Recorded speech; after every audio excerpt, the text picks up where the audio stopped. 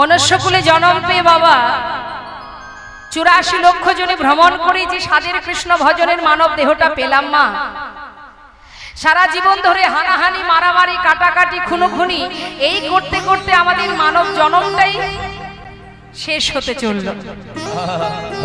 কখন যে আমাদের আয়ুরবি পশ্চিম দিকে ঢলে পড়বে আমরা কেউ জানি না। কি গো মা বলতে পারবেন কতক্ষণ বাঁচবেন আপনি, আমি কতক্ষণ থাকবো আমরা কেউ জানি না।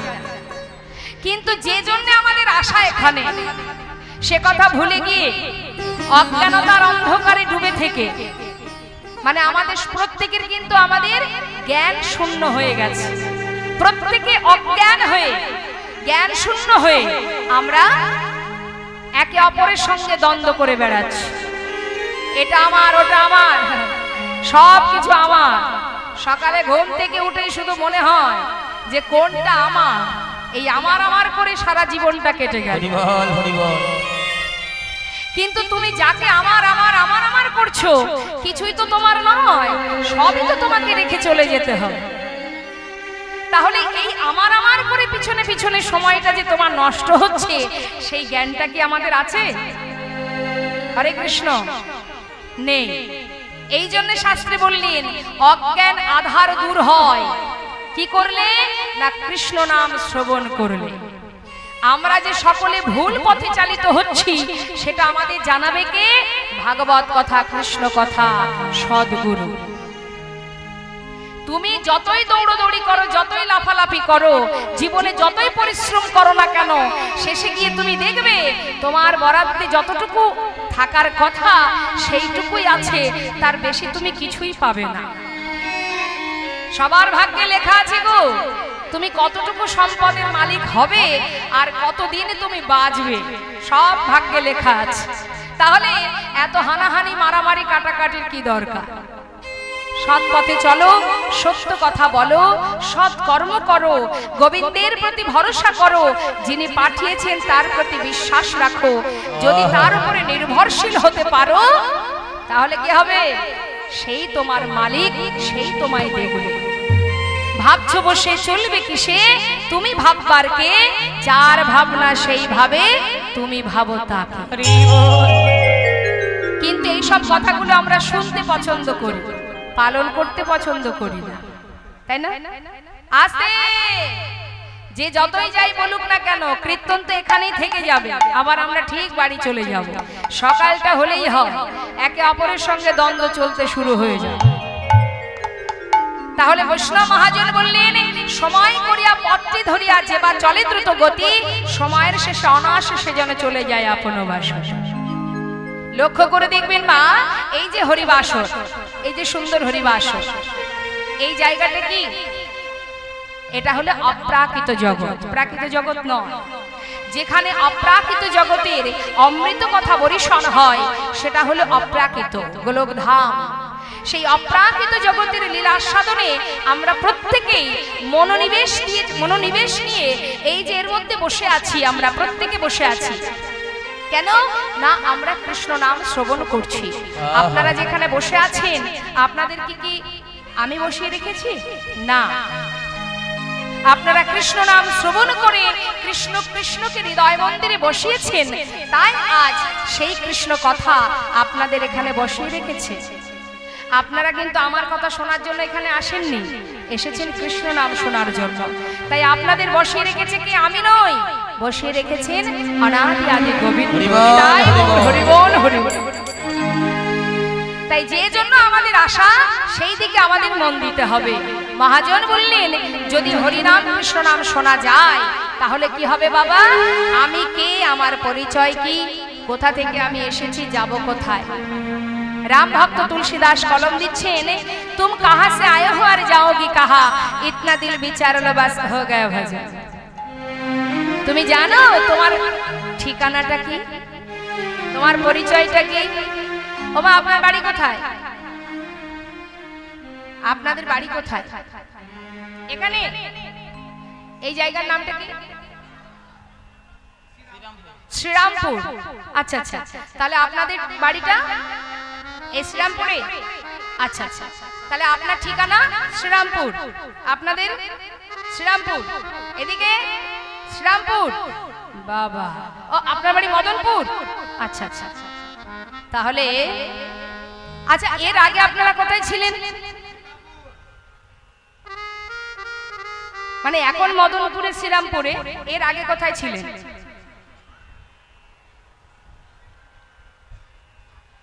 জানেন না? আচ্ছা যখন মারা যাবেন তারপরে কি আবার শ্রীরামপুরেই আসবেন? আসবেন না? তাহলে এখানে ছিলেন না, আবার এখানে থাকবেনও না। তাহলে আপনি এখানে আছেন কিছুদিনের জন্য। কি জন্য এসেছেন এখানে? বিবাহ করে সংসারে এসেছেন। সংসারটাও কিন্তু একটা কর্মস্থল। তাহলে এই যে কর্মস্থলে আপনি আছেন, কর্ম করছেন, আপনার ডিউটি পালন করছেন। কি ডিউটি? সন্তানের প্রতি দায়িত্ব, স্বামীর প্রতি দায়িত্ব, তাই তো?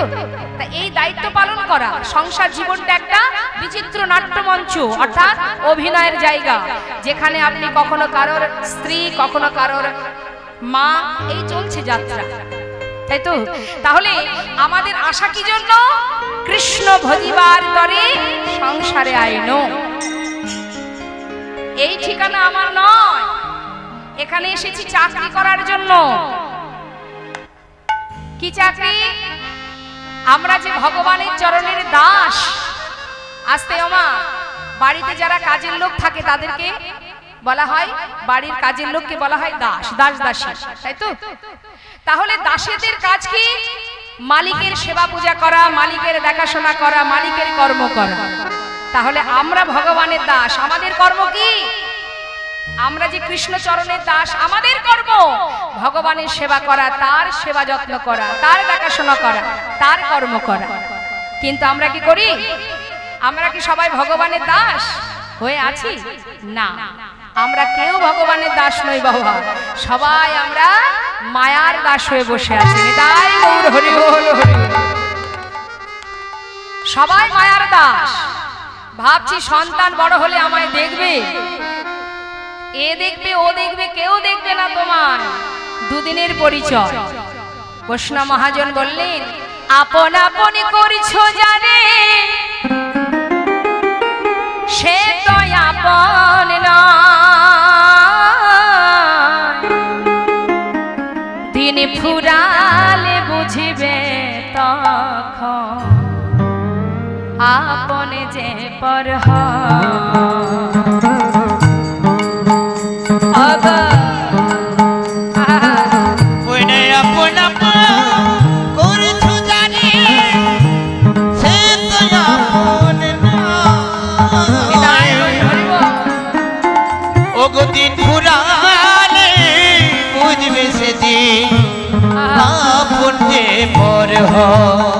আস্তে। কেমন আপন জানেন? আমার পরিবার, শুনে নিন। আপনি যদি রাস্তায় চলাকালীন পাশে কোনো ব্যক্তিকে, অচেনা ব্যক্তিকে পান, মায়ের একটু মন দেবেন কথার মধ্যে। অচেনা ব্যক্তির সঙ্গে আপনি যদি সারা রাত চলেন, দেখবেন তার সঙ্গে একটা পরিচয় বা সম্পর্ক তৈরি হয়, তাই না? তা আমাদের সংসার জীবনে যারা আসছে, যাদেরকে নিয়ে আমরা জীবন কাটাচ্ছি, স্বামী সন্তান, সবই দুদিনের পরিচয়, পথের পরিচয়, অর্থাৎ পথে দেখা বন্ধুর ন্যায়। তাই বলছে, শোনো শোনো ভাই বলো, বন্ধু বলো,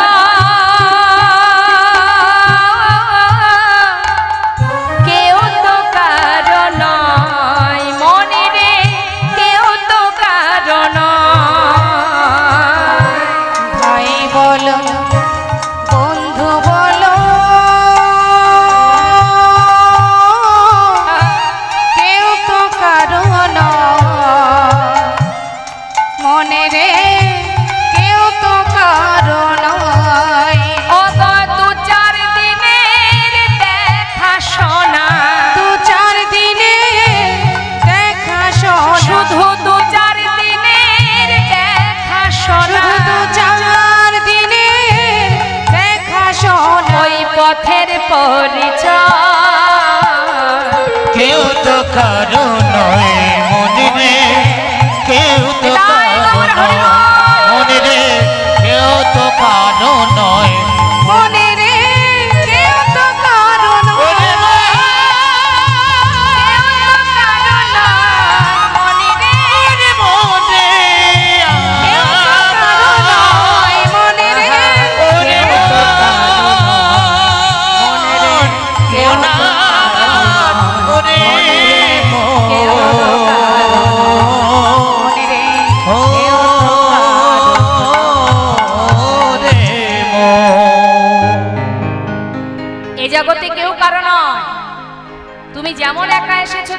যেতে হবেও একা।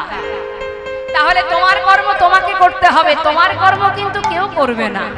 তুমি যেমন কর্ম করবে ফলটা তুমি তেমনই পাবে। হরি বল। তাই দেখুন শাস্ত্র কি বলছে, বলছে এই ঘোর কলিযুগে আমাদের কলিহত জীবের জন্য মহাপ্রভু যে মধুমাখা হরিনাম দিলেন, এই হরিনাম করার জন্য কোন স্থান কাল পাত্র, সূচি অসুচি, পবিত্র অপবিত্র কিছুরই দরকার নেই। তুমি যেমন থাকবে, যেভাবে থাকবে, যেখানে থাকবে, তুমি প্রাণ ভরে মহামন্ত্র জপ করো। কত সহজ উপায়, কত সহজ উপায় দিয়েছেন কলিযুগে কলিহত জীবের জন্য। শুধু তাই নয়, এই যে হরিনাম তিনি দিয়েছেন শুধুমাত্র আমাদের ভারত ভূমিতে নয়, পৃথিবীতে যত আছে নগরাদি গ্রাম সর্বত্রে প্রচারিবে মোর হরিনাম। তাই সেই নামকে আশ্রয় করো।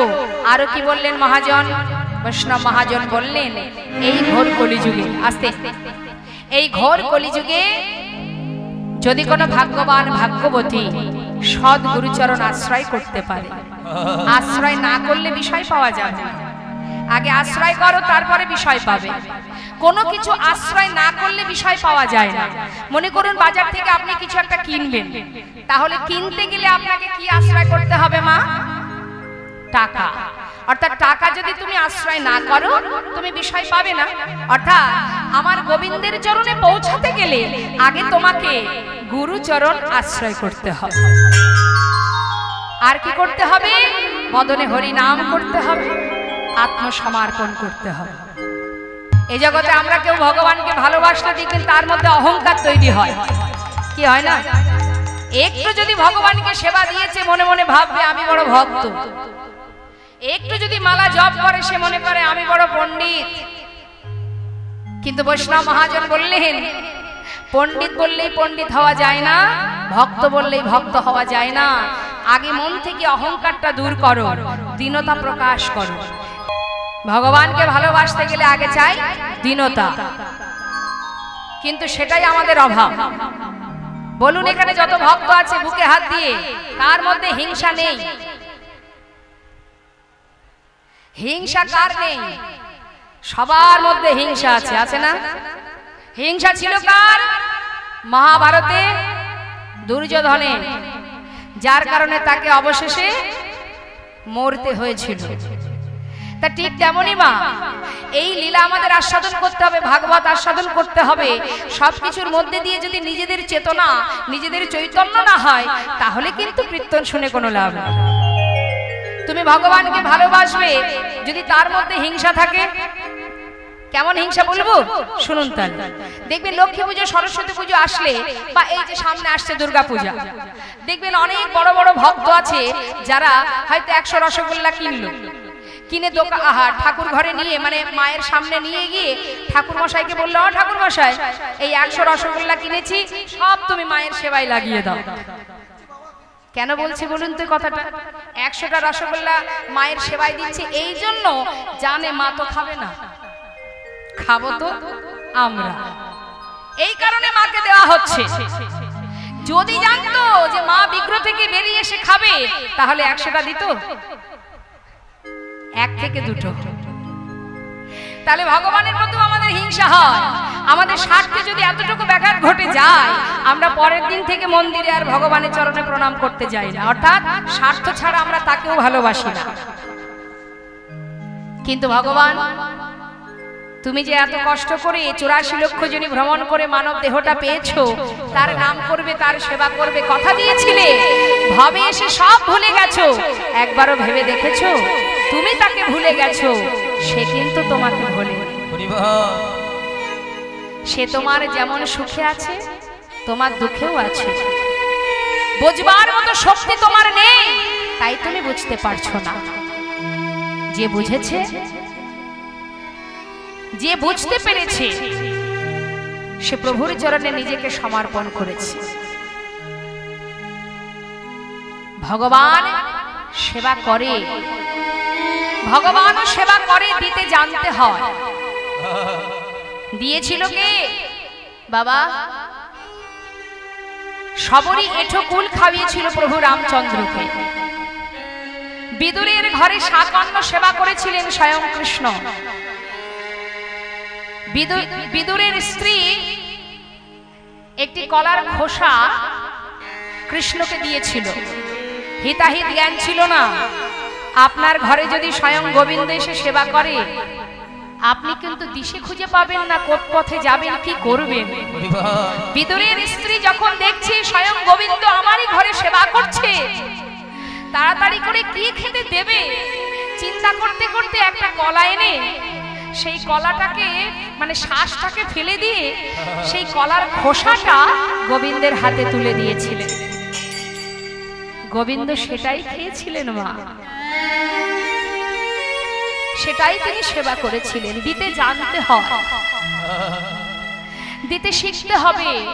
সবরীর এঁঠো কুল যদি খেতে পারে, তাহলে তোমার দেওয়া তুমি যেটাই দেবে ভগবান সেটাই সেবা করবে।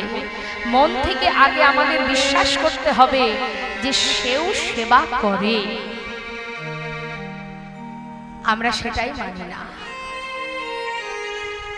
যদি প্রকৃত শুদ্ধ ভক্তি ভালোবাসা দিয়ে তাকে ডাকা যায়, এক ডাকে প্রভু নিজেই বললেন সারা জীবন আমাকে ডাকতে হবে না, একবার কৃষ্ণ নামে যত পাপে হরে, জীবের সাধ্য নয় জীবে তত পাপ করে। জীবের সাধ্য নয় জীবে তত পাপ করে। কি সুন্দর কথাটা বললেন। বললেন একবার কৃষ্ণ নামে যত পাপ হরে। তুমি যদি ডাকার মতো ডাকতে পারো মা, তোমার এক ডাকেই গোবিন্দ তোমার চরণে এসে তোমার চরণে দাস হয়ে পড়ে থাকবে। ডাকতে জানতে হবে, আমরা সেটাই জানি না। সবাই মিলে যখন আনন্দে মত্ত হয়ে আছে, গৌরহরি হঠাৎ অন্তরে জানতে পারলেন তার এক ভক্ত বেশ কিছুটা দূরে দাঁড়িয়ে দাঁড়িয়ে এক দৃষ্টিতে গৌরহরির দিকে তাকিয়ে আছে আর চোখের জলে বুক ভাসিয়ে কাঁদছে। ভাবা যায় মা, এটাই তো ভগবান, যিনি হৃদয় মন্দিরে, প্রত্যেকের হৃদয় মন্দিরে বসে আছে। এখানে আমরা যত ভক্ত আছি কার মনে কি চলছে কেউ জানে না, তাই তো? কিন্তু যিনি এখানে বসে আছেন প্রত্যেকের হৃদয় মন্দিরে, তুমি যেটাই করো না কেন মানুষের চোখের আড়ালে তার চোখের ফাঁকি তুমি দিতে পারবে না। তুমি ভাবছো ও দেখতে পাচ্ছে না, ওর চুরি করে আমি চুরি করব, মানে ওর আড়ালে চুরি করব, ওর আড়ালে আমি খুন করব, হচ্ছে তো? দেখতে তো পাচ্ছে না। যেখানে সেখানে রাত বেরাত খুন খারাপি হয়ে যাচ্ছে, চুরি ডাকাতি হচ্ছে, তাই তো? মনে মনে ভাবছে কেউ দেখতে পায়নি, আমি মহৎ কাজ করলাম। কিন্তু জেনে রাখো, তুমি যেমন কর্ম করবে ফল তোমাকে পেতেই হবে, তবে অপেক্ষা, সময় লাগবে। সঙ্গে সঙ্গে ফল পাওয়া যাবে না, ফল ফলবে তবে সময়। ভগবান যখন মারবে, যেমন করে ভগবান তোমায় সাজা দেবে, যে সাজা একটা মানুষও দিতে পারবে না। মানুষ দিলে কম হয়ে যাবে, ভগবান যেটা তোমায় দেবে। তাই সাবধান, সবার চোখের ফাঁকি দিতে পারবে, কিন্তু তোমার হৃদয় মন্দিরে যিনি বসে আছেন তার ফাঁকি তুমি দিতে পারবে না। আজ প্রভু আমার নীলাচলে কত ভক্তদের নিয়ে আনন্দ করছেন। হঠাৎ তিনি যখন জানতে পারলেন এক ভক্ত দূরে দাঁড়িয়ে কাঁদছেন, ধীরে ধীরে সেই ভক্তের কাছে গিয়ে দাঁড়িয়েছে। গৌরহরি দাঁড়িয়ে জিজ্ঞাসা করছে, তুমি কে? কেনই বা এইভাবে আমার দিকে তাকিয়ে তাকিয়ে কাঁদছো? কি তোমার পরিচয়?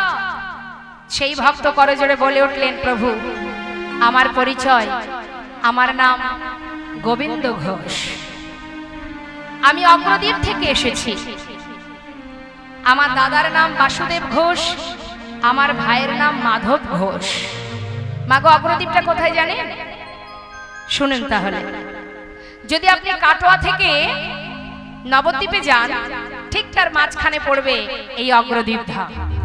এই অগ্রদ্বীপে আজও গোপীনাথ বিগ্রহ আছে, যার অঙ্গে কাছা পরিয়ে এই গোবিন্দ ঘোষের জন্য পিণ্ড দান করে চলেছে।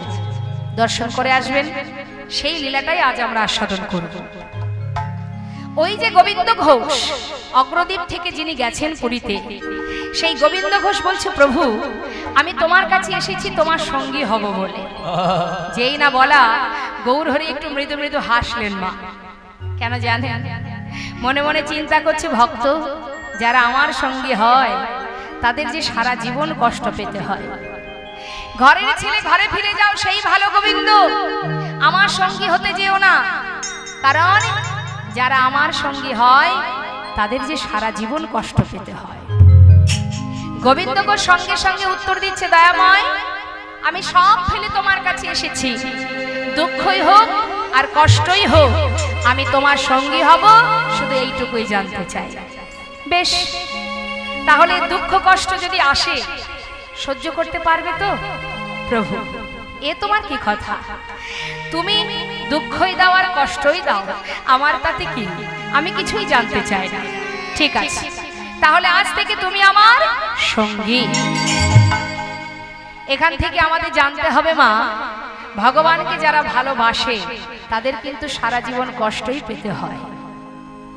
অনেকে দেখবেন বলে, কিরে ভগবানকে এত ভালোবাসিস, সারাদিন কৃষ্ণ কৃষ্ণ করিস, হরিনাম করিস, মালা করিস, হ্যাঁ, ভগবানের সেবা দিস, কিন্তু তোর জীবনে এত কষ্ট কেন?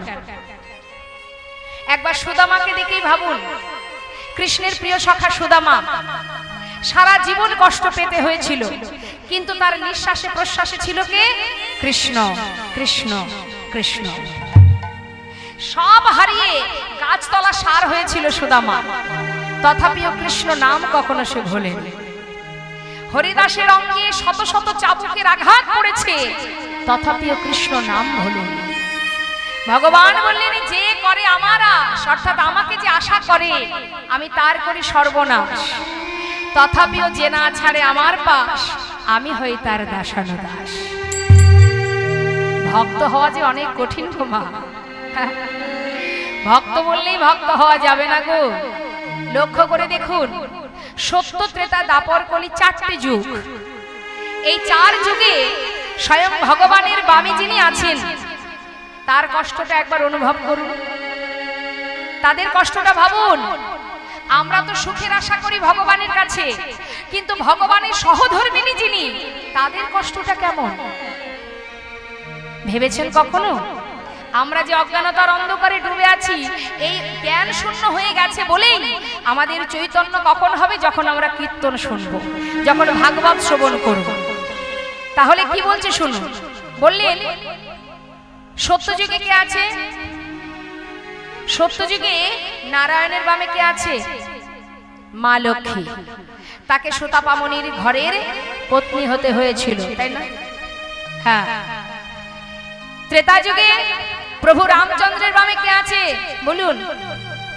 মা সীতা। তার কষ্টটা একবার ভাবুন। মা সীতা বনবাসে চলে গেল, বনবাস থেকে আসার পর তার অগ্নি পরীক্ষা হলো। অগ্নি পরীক্ষা হওয়ার পরেও অবশেষে তাকে পাতালে চলে যেতে হলো। বাবা, ভগবানের সহধর্মিনী হয়ে তাদের এত কষ্ট কিসে? আর আমরা তো সুখের জ্বালায় মরে গেলাম। হে ভগবান, ধনং দেহি, পুত্রং দেহি, যশং দেহি, রূপং দেহি, শুধু দিয়ে যাও, সুখে থাকতে চাই। এবার আসি ত্রেতা দাপর যুগে। কৃষ্ণকে হারা হয়েছিলেন শ্রীমতী রাধারানী। শত বৎসর হারা হয়েছিলেন।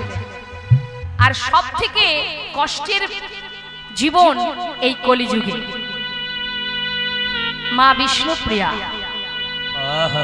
মহাপ্রভু বিবাহ করে আনবার পর 24 বছর বয়সে প্রভু যখন সন্ন্যাসী হয়ে যান, মা বিষ্ণুপ্রিয়া 4 দেওয়ালের মধ্যে বাধা থাকতেন। একটু মন দিয়ে শুনবেন।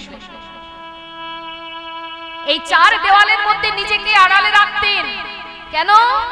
ওই 4 দেওয়ালের মধ্যে ছিল কাষ্ঠ বিগ্রহ প্রভু গৌরহরি।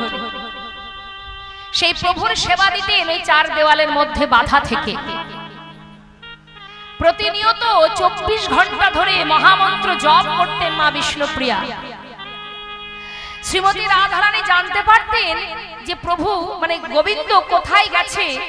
কখনো দেবর্ষি নারদকে পাঠাতেন, কখনো বৃন্দাদূতিকে পাঠাতেন যে আমার বধূ কেমন আছে, একবার তার খবরটা নিয়ে আয়। কিন্তু নবদ্বীপে মা বিষ্ণুপ্রিয়া মহাপ্রভু চলে যাওয়ার পর কোনদিন সে জানতেই পারেনি যে তার প্রভু কোথায় আছে, কেমন আছে, কিভাবে আছে।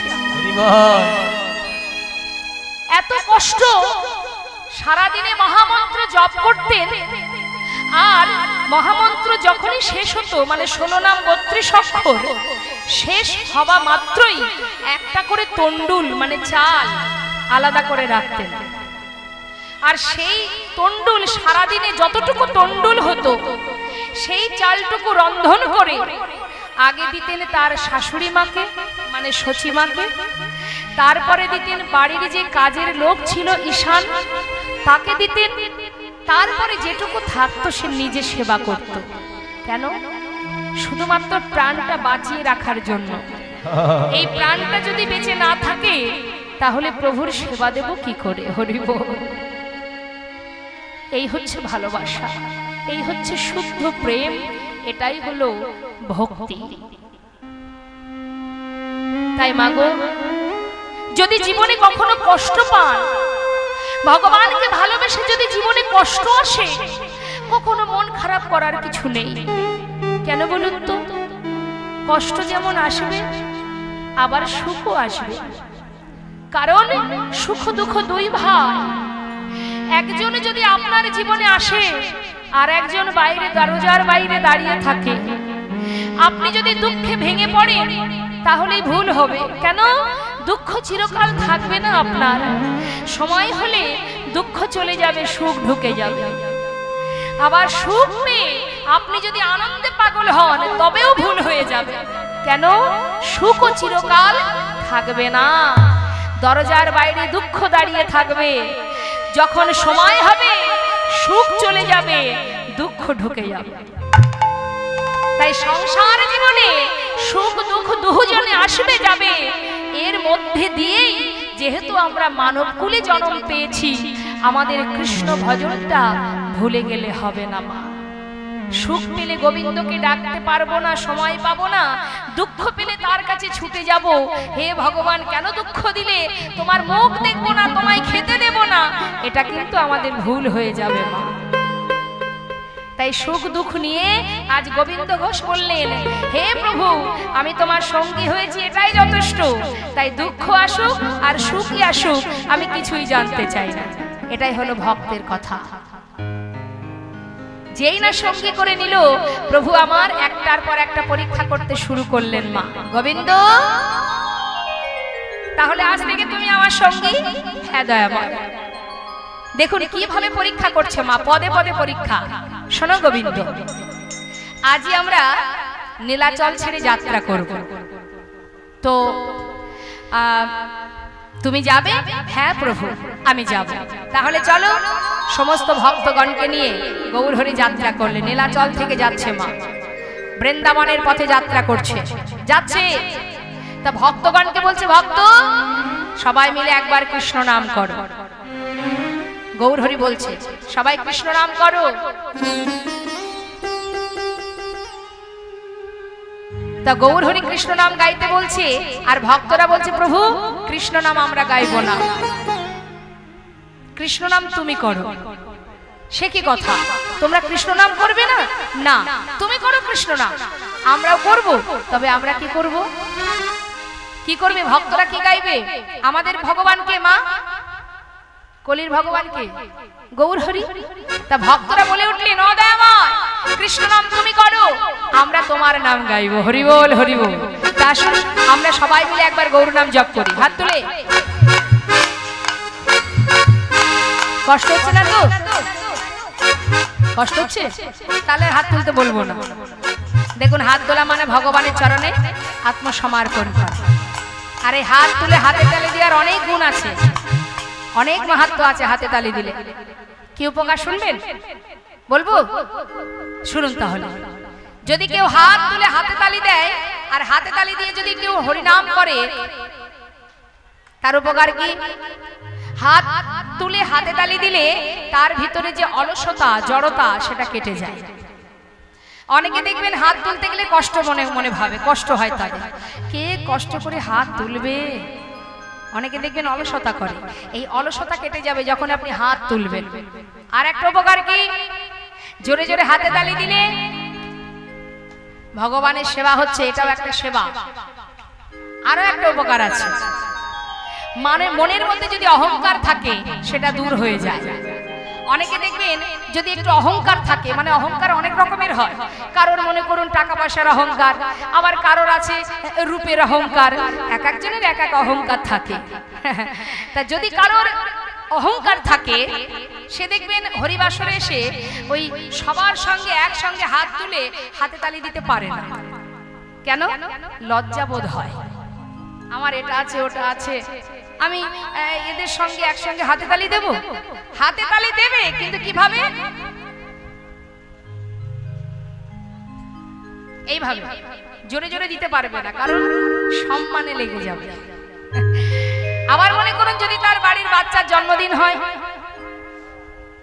মনে করুন তার ছেলে জন্মদিন, যার একটু সম্মান আছে, মানে হাতে হরিনাম শুনতে বসে হাতে তালি দিতে লজ্জা হয়, তার বাচ্চার যদি জন্মদিন হয় বাড়িতে, তখন দেখবেন বাচ্চাকে খুশি করার জন্য জোরে জোরে হাতে তালি দেবে, হ্যাপি বার্থডে,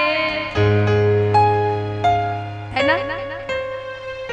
তাহলে বাচ্চার জন্মদিনে মা বাবা জোরে জোরে হাতে তালি দেবে, আর হরিনাম শুনতে এসে তখন হাতে তালি দিতে গেলে লজ্জা করবে, লোকে বলবে কি, লোকের জ্বালায় মরণ হয়ে গেল আমাদের। তা সেই পারবে একমাত্র জোরে জোরে হাতে তালি দিতে। কে পারবে? যার আত্মার সঙ্গে পরমাত্মার মিলন ঘটে যাবে, একমাত্র সেই পারবে। আজ আমি দেখতে চাই আমার গোবিন্দের জন্মতিথিতে কে গোবিন্দকে পেয়ে খুশি হয়ে জোরে জোরে হাতে তালি দিয়ে আজ গৌর নাম গাইতে পারে। দেখে হাত তুলুন। হ্যাঁ, শুভ জন্মদিন। বাবা বাবা, দেখে হাত তুলে প্রত্যেকে একসঙ্গে গাইবো।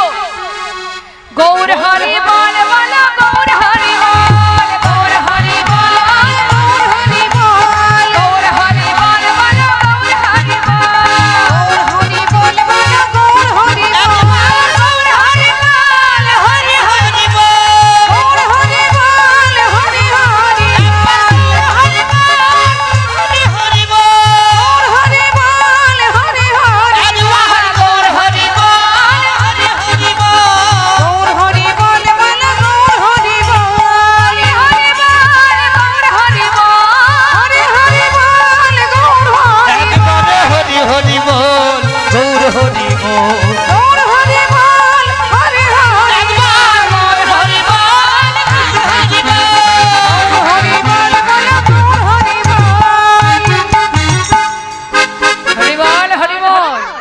আনন্দ আনন্দ মহানন্দ, সাধু সাধু। গোবিন্দ ভীষণ খুশি হয়েছে। হ্যাঁ, অলসতা কেটে গেছে, জড়তা কেটে গেছে। হ্যাঁ, তা ঠিক। আবার দেখবেন অনেকে আছে ওই কীর্তন শুনতে বসে যে শুনবে তাকে জ্বালাবে, সে তো শুনবেই না, পাশের জনকে জ্বালিয়ে যাবে। এই শোন না, শুনছিলাম ওই অমুকের বাড়ির মেয়েটা নাকি কার হাত ধরে, সে হয়তো বলে চুপ কর না, কীর্তন শুনতে দে। সে চিন্তা করতে সুযোগ পেয়েছি পাড়ার পড়শির খবরটা নেব, সেই জন্য তার আশা।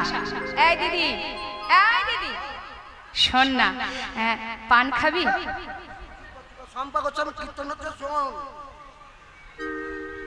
এরকমও মানুষ অনেকে আছে।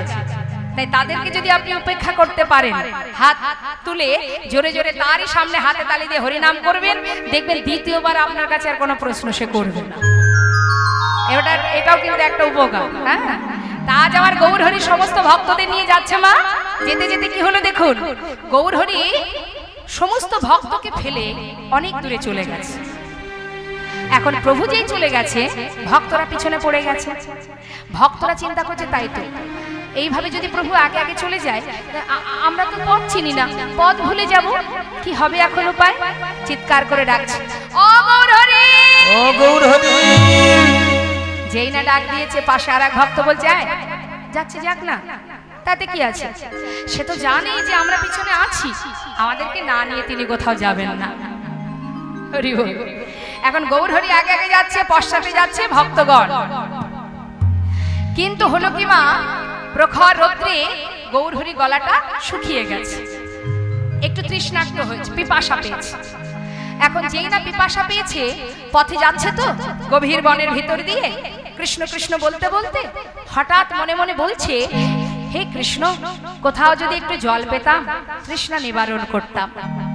তা এই কথা বলতে বলতে প্রভু যাচ্ছে বনের ভিতর থেকে, হঠাৎ এক গোয়ালা কাঁধে করে বাঘ নিয়ে বাঘের শিখায় ঘোলের ভাণ্ড সাজিয়ে নিয়ে আসছে। ঘোল নেবে গো ঘোল, ভালো ঘোল আছে, ঘোল নেবে গো ঘোল। হা হা হা, কৃষ্ণ কেমন কৃপাময়, আমি চেয়েছি জল আর আমার জন্য ঘোল পাঠিয়ে দিয়েছে। ও গোয়ালা, হ্যাঁ হ্যাঁ বলুন বলুন। তোমার কাছে ঘোল আছে? আছে। এদিকে এসো, এদিকে এসো। যাচ্ছি। কাছে ডেকে নিয়েছো মা, ডেকে নিয়ে বলছে, ও গোয়ালা, হ্যাঁ হ্যাঁ দাও না, আমার প্রচন্ড পিপাসা পেয়েছে, শিগগিরই দাও দেখি। যেই না বলেছে তাড়াতাড়ি করে বাঘ নামিয়ে একটা ভাণ্ড প্রভুর হাতে তুলে দিয়েছে। গৌর হরি বলছে, দাঁড়াও দাঁড়াও দাঁড়াও দাঁড়াও, ও গোয়ালা, ওই ছোট ভাণ্ডে আমার হবে না, যেটা বড় আছে ওই বড় ভাণ্ডটা আমাকে দাও। গোয়ালা মনে মনে চিন্তা করছে, ঠাকুর আমার এত বড় ভাণ্ডের ঘোলটা যদি খেয়ে নেয় তাহলে তো তাড়াতাড়ি বিক্রি করে ঘরে চলে যেতে পারবো। যাক, ঘুম থেকে উঠে কার মুখটা যে দেখেছি আজকে, প্রতিদিন তার মুখটা দেখেই বাড়ি থেকে বেরোবো। হ্যাঁ, যাক যাক। ও ঠাকুর, দাঁড়াও দাঁড়াও, দিচ্ছি। খুব আনন্দ হচ্ছে মা, সবচেয়ে যেটা বড় ভাণ্ড সেই ঘোলটা ঠাকুর খেয়ে নিলে আর বেশি দূর ছোটাছুটি করতে হবে না, তাড়াতাড়ি বিক্রি করে ঘরে যেতে পারবে। এই আনন্দে ওই বড় ভাণ্ডটা প্রভুকে দিয়েছে। প্রভু কিন্তু সেই এক ভাণ্ড ঘোল পুরোটাই সেবা করেছে। সেবা করে খালি ভাণ্ডটা দিয়ে বলছে, এই না ধর, কৃষ্ণ কৃপাময়, তোমায় যেন কৃপা করে। গোয়ালা চিন্তা করছে, ঠাকুর আগে দামটা বের করুক, আমি ততক্ষণে ভাণ্ডগুলো গুছিয়ে নিই। এই ভেবে মাথাটা নিচু করে ভাণ্ড গোছাচ্ছে। একটা একটা করে যেই গোছানো হয়ে গেল, হঠাৎ পিছন দিকে তাকিয়ে দেখছে ঠাকুর চলে যাচ্ছে। ও ঠাকুর, ও ঠাকুর, ঠাকুর, ও ঠাকুর। গৌর হরি বলছে, ডাকছো? আরে ডাকবো না মানে? তুমি ঘোল খেয়েছো, ঘোলের দাম দেবে না, চলে যাচ্ছ। ও গোয়ালা, আমি কড়ি কোথায় পাবো বলো?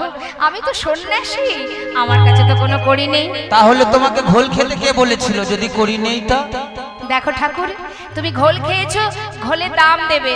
তুমি যদি দাম না দাও তাহলে তুমি আমার এত বড় ক্ষতি করে চলে যাবে। না না, আগে দাম দেবে তারপরে যাবে। আগে দাম দাও তারপরে যাবে। গৌর হরি বলছে, দেখো আমি কড়ি কোথায় পাবো? আমি তো সন্ন্যাসী, আমার কাছে কোনো কড়ি নেই। কড়ি নেই? আগে বলনি কেন? তাহলে তোমায় ঘোল দিতাম না। তাও কিনা আমার বড় ভাণ্ডের ঘোল, এখন ঘোল খেয়ে বলে কিনা দাম নাই। কপাল চাপড়াচ্ছে, হায় হায়, কি সর্বনাশ হয়ে গেল। এই ঠাকুর এখন ঘোল খেয়ে বলে কিনা দাম নাই। হে ভগবান, আমি যে ঘুম থেকে উঠে কার মুখ দেখেছিলাম, জানলে ঘর থেকে বাইরে বেরোতাম না। কপাল চাপড়িয়ে কাঁদছে মা। এদিকে গৌর হরি দূর থেকে দাঁড়িয়ে দাঁড়িয়ে দেখছে যে গোয়ালা অর্থের জন্য পথের ধারে কপাল চাপড়িয়ে চাপড়িয়ে কাঁদছে। এক পা দু পা করে কাছে এসে দাঁড়িয়েছে, দাঁড়িয়ে বলছে, গোয়ালা, তোমার ঘোলের দাম চাই। এই তো দেখো, আমি তো সন্ন্যাসী, আমার কাছে কড়ি নেই। তবে শোনো শোনো, তুমি একটু অপেক্ষা করো, পিছনে আমার অনেক ভক্ত আসছে, তাদের কাছে তুমি বলো, তারা তোমাকে ঘোলের দাম দিয়ে যাবে। বেশ, গোয়ালা অপেক্ষায় আছে মা। প্রভু চলে গেলেন, আর এদিকে ভক্তরা তারা সবাই মিলে প্রভুকে স্মরণ করতে করতে রাস্তা দিয়ে আসছে। তারা তো আর জানে না যে সামনে গোয়ালা বসে আছে। তারা মনের সুখে গাইতে গাইতে দল বেঁধে যাচ্ছে। মন লাগুনে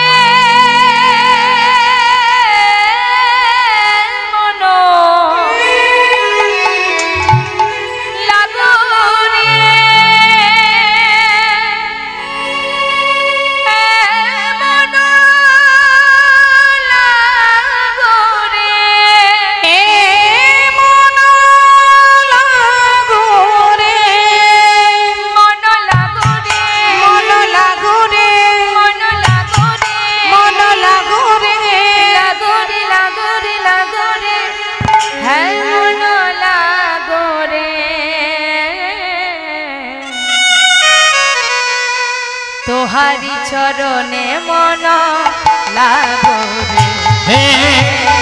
তোমারি চরণে মন লাগো রে, তোমারি চরণে মন লাগো রে।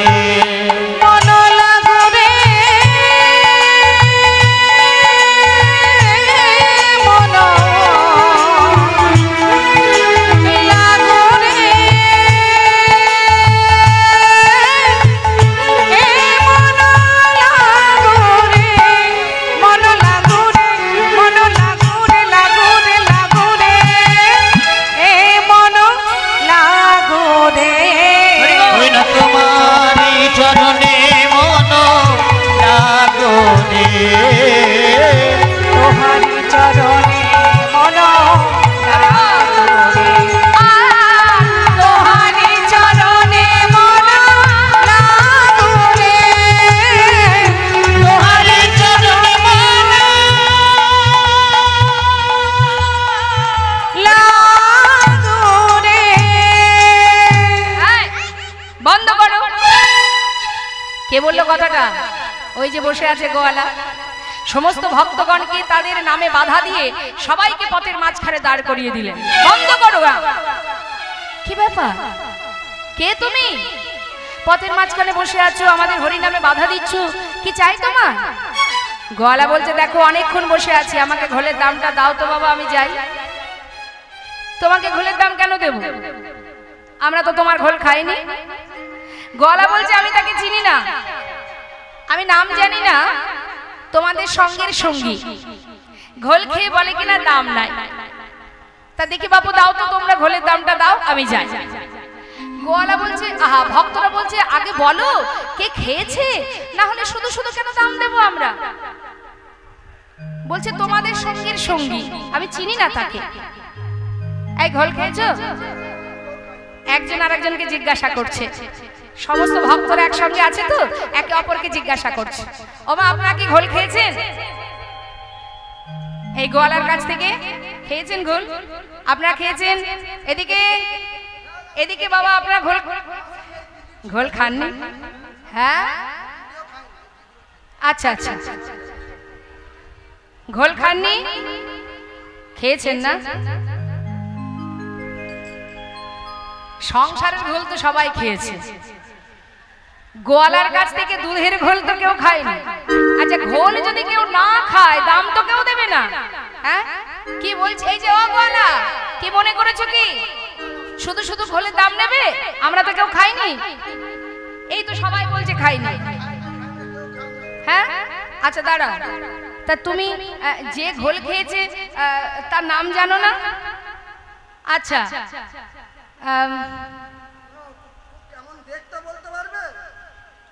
হ্যাঁ, সেটা একটু একটু বলতে পারবো। তা বলছে, দাঁড়াও দাঁড়াও দাঁড়াও, দেখতে কেমন জানো? তাহলে শোনো, বর্ণনা দিচ্ছে মা, গৌরহরি দেখতে কেমন। এখন ভক্তরা বলছে, তা বলো দেখি দেখতে কেমন, তবু তো একটু চিনতে পারবো, বল। বর্ণনা দিচ্ছে, কি বলছে? নবীন যৌবন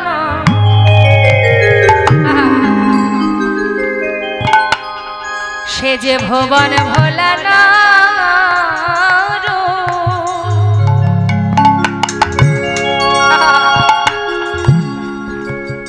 এমন রূপের মানুষ আগে দেখি না, যে রূপ দেখে এই ভুবন ভোলে,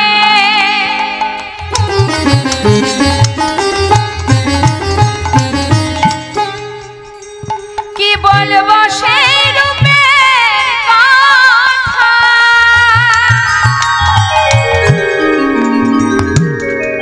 যাইরে রূপের বলিহারি।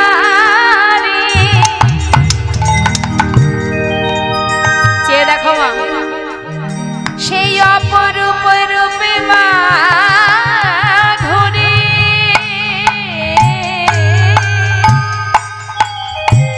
নবীন যৌবন।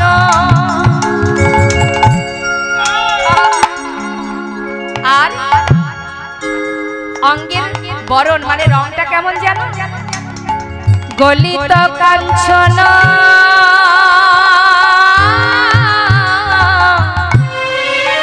এই যে পরনে কি আছে কোটি তটে রাঙাবা দেখলাম নবীন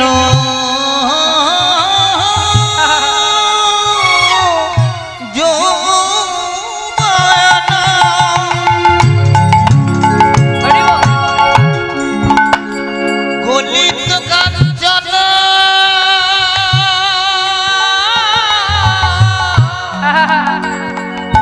কোটি তটে রাঙা বাবা মুখে কৃষ্ণ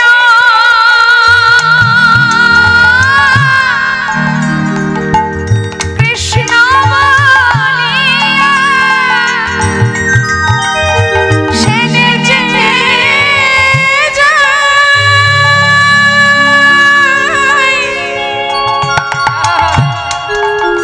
মুখে কৃষ্ণ কৃষ্ণ কৃষ্ণ বলে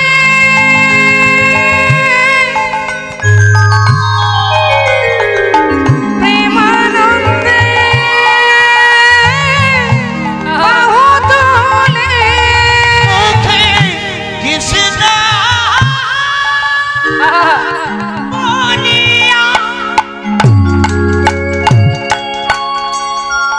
ওই না তু বাহু তুলিয়া দেখলাম নাচিয়া নাচিয়া যায় নাচিয়া নাচিয়া যায় আহা কৃষ্ণ বলিয়া তোমাহু তুলিয়া নাচিয়া নাচিয়া যায় নাচিয়া নাচিয়া যায়। কাঁচা সোনা কাঁচা সোনা কাঁচা সোনা কাঁচা সোনা দেখে মনে হলো কাঁচা সোনা দেখে মনে হলো কাঁচা সোনা এমন রূপের মানুষ আমি কভু দেখি না দেখে মনে হলো কাঁচা সোনা এমন রূপে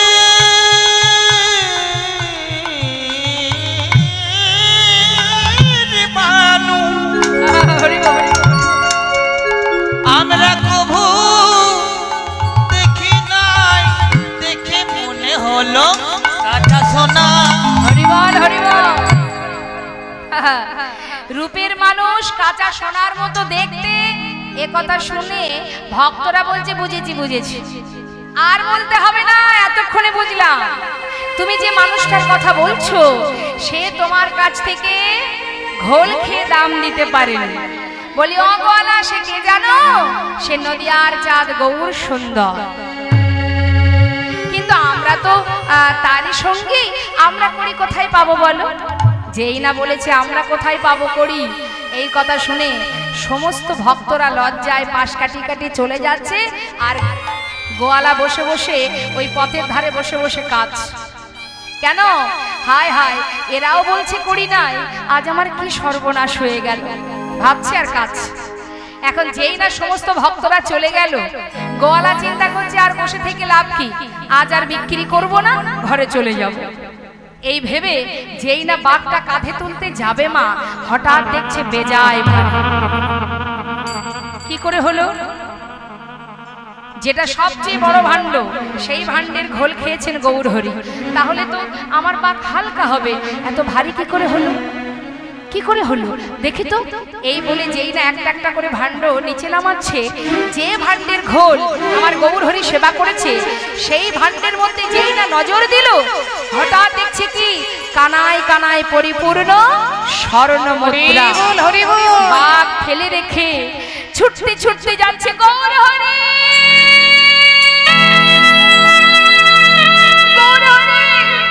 গৌরহরি একটু দাঁড়াও দয়াময় একটু দাঁড়াও ছুটে গিয়ে প্রভুর চরণটা বুকের মধ্যে জড়িয়ে ধরেছে জড়িয়ে ধরে বলছে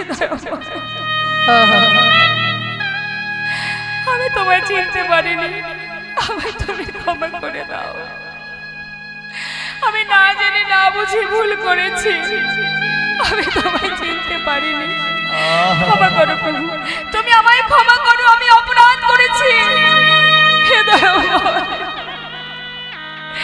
কৃপায় যদি করবে তবে এইভাবে কেন করলে বলো? আমি তোমায় না চিনে কত কটু কথা বলে ফেলেছি, আমায় ক্ষমা করো, ক্ষমা করো দয়াময়, আমি অপরাধ করেছি। চরণটা জড়িয়ে ধরে গোয়ালা কাজ আর বলছে, প্রভু প্রভু গয়ামা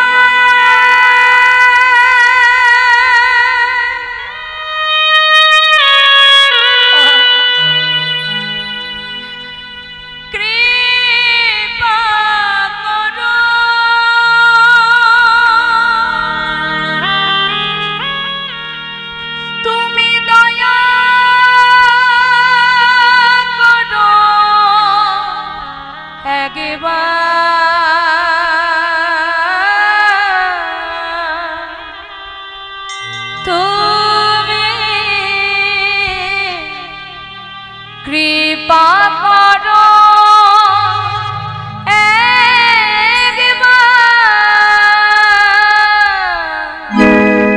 প্রভু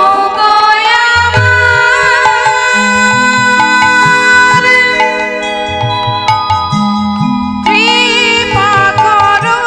করো, দয়া করো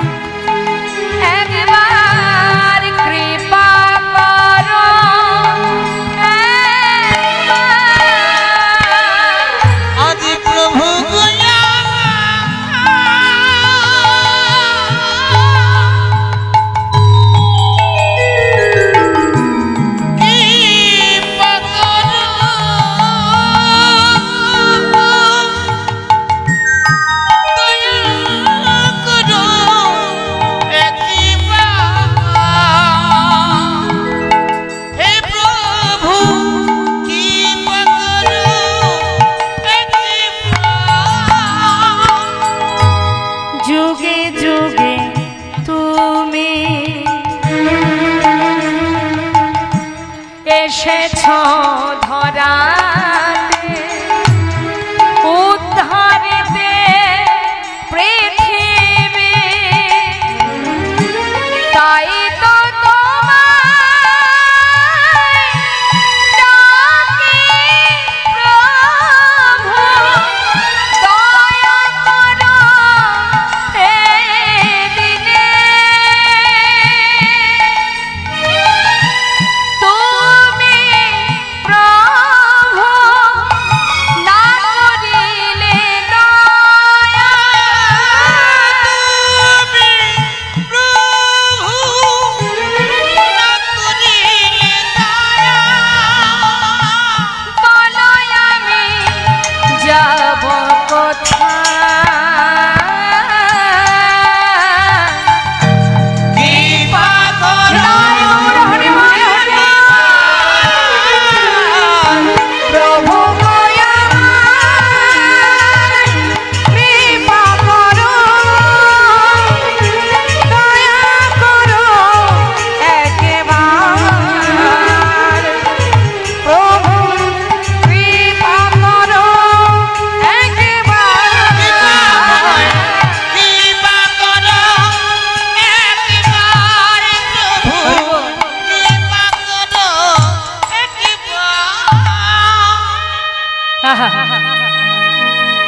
চরণটা জড়িয়ে ধরে গোয়ালা প্রভুর চরণ ধরে যখন কাঁদছে বাবা, গৌরহরি বলছে, গোয়ালা অর্থের পিছনে ছুটতে ছুটতে জীবনের অনেক সময় চলে গেছে, আর বেশি সময় নেই গোয়ালা, যাও আমি তোমায় আশীর্বাদ করছি, ঘরে গিয়ে কৃষ্ণ সেবা পূজা করো। সত্য কথা মা, অর্থের পিছনে ছুটতে ছুটতে আমাদেরও গোনা দিন ফুরিয়ে যাচ্ছে, কিন্তু যে উদ্দেশ্যে আমাদের এই ভবে আসা, কৃষ্ণ ভজন হলো না। ভাবে এলাম বটে, মায়ার বালিশ মাথায় দিয়ে মোহ ঘুমে ঘুমিয়ে রইলাম।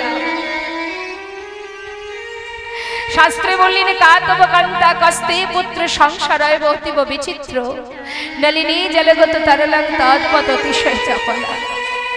হে জীব, এই জগতে কেউ কারো নয়,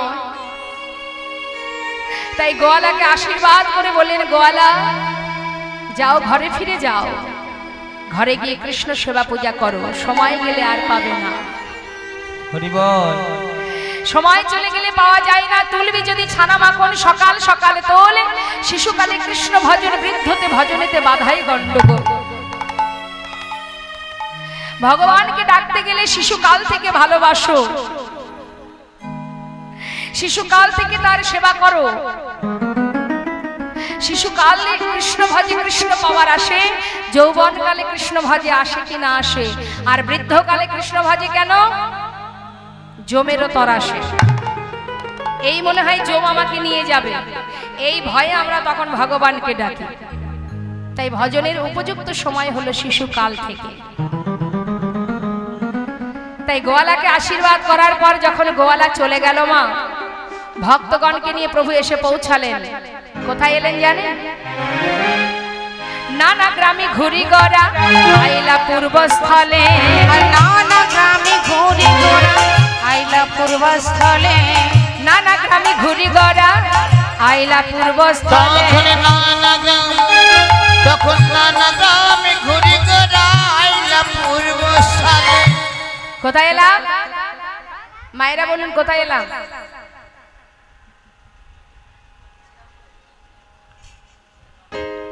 কি বললাম? পদাবলীটা কি বললাম?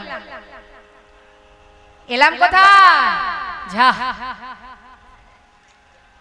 তোরা তো মন দিয়ে আমার দিকে তাকিয়ে আছিস, দেখতে পাচ্ছি। তোরা বল কোথায় এলাম? সারা গ্রাম ঘুরে ঘুরে এলাম কোথায়? পূর্বস্থলিতে।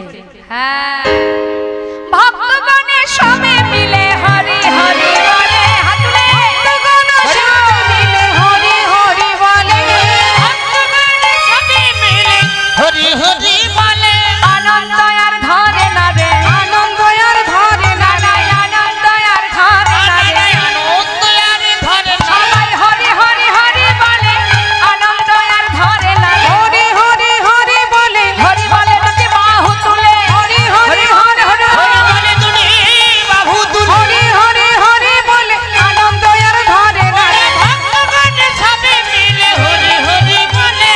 ভক্তগণ সবে মিলে হরি হরি বলে। ও গোবিন্দ, নড়ে চড়ে সেই গোবিন্দ ঘোষের কাছে মা, গোবিন্দ এদিকে এসো, আমরা পূর্বস্থলিতে এসেছি তাই তো? হ্যাঁ শোনো, বেশ কদিন হলো যাত্রা করেছি, এখনো প্রসাদ পাইনি। তুমি এক কাজ করো, আমাদের সকলের সেবার ব্যবস্থা করো। যেই বলেছে সেবার ব্যবস্থা করো, সঙ্গে সঙ্গে গোবিন্দ ঘোষ চিন্তায় পড়ে গেছে মা। চিন্তা করছে সর্বনাশ, এত এত ভক্ত, সকলের সেবার ভার আমার উপরে দিল প্রভু। একবারও তো চিন্তা করলো না যে আমি একা কি করে করবো এত ভক্তের সেবার আয়োজন। কিন্তু যার ভাবনা তো সেই ভাবে। আমরা অনেক কিছু চিন্তা করি তাই না?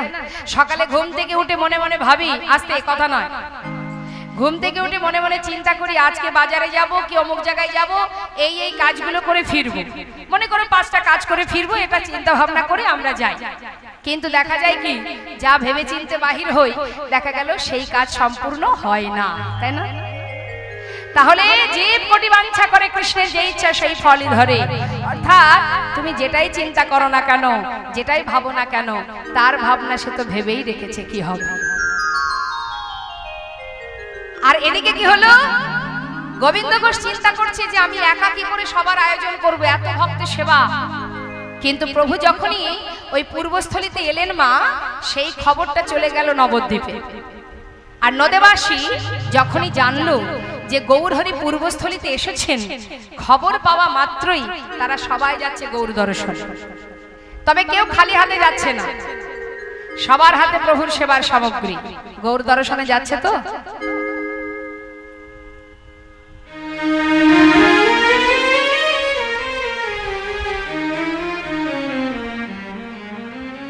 তা গৌর দর্শনে যেতে গেলে কখনো খালি হাতে যেতে নেই।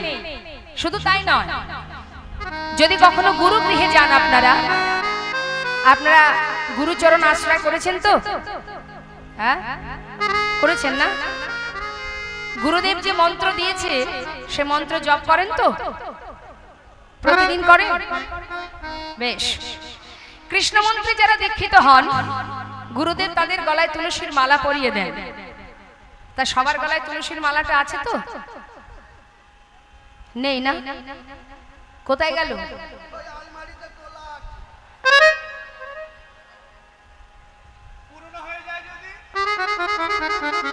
তাহলে তুলসীর মালাটাকে আমরা গলায় রাখিনি। গুরুদেব দিয়েছেন তুলসীর মালা, সেই জন্য আমরা রাখিনি। স্বামী যদি সোনার একটা চেন করে দিয়ে বলে, অগিন্নি এই চেনটা সব সময় গলায় পরে থাকবে, তোমাকে যা দেখতে লাগছে না, হ্যাঁ, আর খুলবে সে? না না, স্বামী বলেছে মালাটা পরে থাকতে, তাই পরে আছি। চোরে চুরি করুক আর যাই করুক, খোলা যাবে না, তাহলে আমার স্বামী কষ্ট পাবে। তাহলে যিনি আমাদের জগৎপতি, যিনি গুরুর হাত দিয়ে আমাদের তুলসীর মালাটা পরালেন, সেটা আমরা পড়ি না কেন? কেন পড়ি না? ভগবানের দেওয়া তুলসীর মালা পড়লে আমাদের লজ্জা করে। কিন্তু জেনে রাখুন, তুলসীর মালা কণ্ঠে না পড়ে আপনি যদি গোবিন্দ সেবা দিতে যান, আপনার সেবা কিন্তু ভগবান গ্রহণ করবে না। কেন করবে না?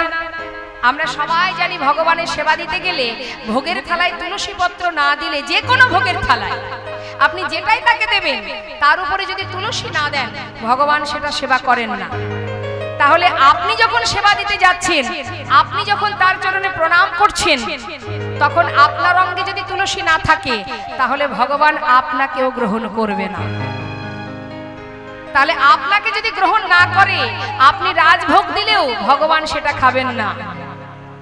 আপনাকে যদি আমার পছন্দ না হয়, আপনার বাড়িতে আমি যাবও না, আপনার হাতের খাবো না। কি খাবো? তাহলে আগে নিজেকে সমর্পণ করো, কণ্ঠে তুলসী পরিধান করো, গলায় তুলসীর মালা পরে তবেই ভগবানের সেবা দাও। তুলসীর এমনই মহিমা, তুলসীর এমনই গুণ, তুলসী পরিধান করতে হবে অঙ্গে। আর কি? গুরুদেবের দেওয়া মন্ত্র প্রতিনিয়ত জপ করতে হবে। আর গুরু গৃহে যেতে হবে, খালি হাতে নয়, কিছু না কিছু নিয়ে যেতে হয়। সব জায়গা নয় মা, কিছু কিছু জায়গা আছে যেখানে খালি হাতে যেতে নেই। যেমন গুরুকুল, মানে গুরু গৃহে, বা যদি কখনো দেখবেন বাচ্চাদের অন্নপ্রাশন হয়, তখন দেখবেন সকলকে নিমন্ত্রণ করে। কারণ সেই সময় সন্তানরা থাকে ভগবান স্বরূপ। তাই সেই সন্তানদের দর্শন করতে যখন যান, আত্মীয় স্বজনরা খালি হাতে যায়? কিছু না কিছু নিয়ে যায়। তারা দেবতুল্য তো, তাই তাদের বদন দর্শন করতে গেলে কিছু না কিছু নিয়ে যেতে হয়। তাহলে আজ আমার গোবিন্দের জন্য এনেছেন তো সবাই, পুরস্কার এনেছেন। আজকে কিছু আনেননি, তা বললে তো হবে না। ওই দেখো আমার এই ভাই বলছে আছে, সকলের কাছে ছোট কয়েন বাঁধা আছে, 1 টাকা 2 টাকা বাঁধা আছে। ভগবানের জন্য আমাদের কৃপণতা। তাই কৃপণতা করলে অন্য কোথাও করো, ভগবানের বেলায় করো না। দেখুন, ভগবানের দর্শনে গেলে খালি হাতে যেতে নেই। তাই আজ গৌরহরি পূর্বস্থলীতে যেই না এসেছে, সেই খবর পাওয়া মাত্রই নদেবাসী তারা সবাই যাচ্ছে প্রভুর জন্য সেবার বস্তু নিয়ে। যা যেমন ক্ষমতা, যে যেমন পেরেছে তেমন নিয়ে যাচ্ছে গৌর দর্শনে। তা শুনে আমরা সবাই যাব পূর্বস্থলীতে গৌর দর্শনে। একবার সবাই মিলে বলবো, আনন্দে ধাবলো সবে গৌরাঙ্গ দেখিতে রে, গৌরাঙ্গ দেখিতে। আনন্দে ধাবলো সবে গৌরাঙ্গ দেখিতে রে, গৌরাঙ্গ দেখিতে। হরি হরি হরি বলে, হরি হরি হরি বলে, হরি হরি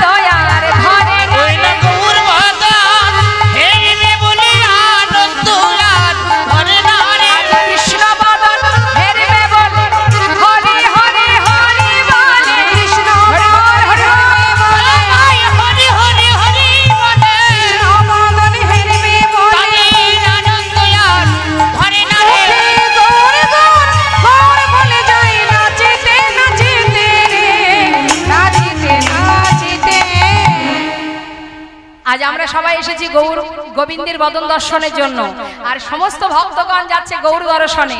এখন যেই না গৌর হরির সম্মুখে সমস্ত ভক্তরা এসে দাঁড়িয়েছে, সবার হাতে সেবার বস্তু আছে। ও গোবিন্দ, এদিকে এসো। দেখো, কেউ কিন্তু খালি হাতে নেই, সবাই আমার জন্য সেবার বস্তু এনেছে। আর চিন্তা নেই তো? তাহলে এবার রান্নাটা করো। সঙ্গে সঙ্গে সবার কাছ থেকে সেবার বস্তু নিয়ে এবার রান্না বসিয়েছে মা। রান্না হলো, সবার আগে গৌর হরির সেবা হলো। যেই না সেবা হয়ে গেল গৌর হরির, সঙ্গে সঙ্গে গোবিন্দ ঘোষের সামনে এসে দাঁড়িয়েছে। গোবিন্দ, ও গোবিন্দ, হাত বাড়িয়েছে গোবিন্দের সামনে, দাও। আর যেই না হাত বাড়িয়েছে, গোবিন্দ ঘোষ বলছে, আবার কি চাই তোমার? এই তো সেবা করলে, আবার কি চাই? ও গোবিন্দ, সেবা দিলে সেবার পর কি দিতে হয় জানো না? আমি জানি না প্রভু, তুমি বলো কি চাই? আমার যে একটু মুখশুদ্ধি চাই। মায়েরা বলেন তো দেখি, গৌর হরির মুখশুদ্ধি কি?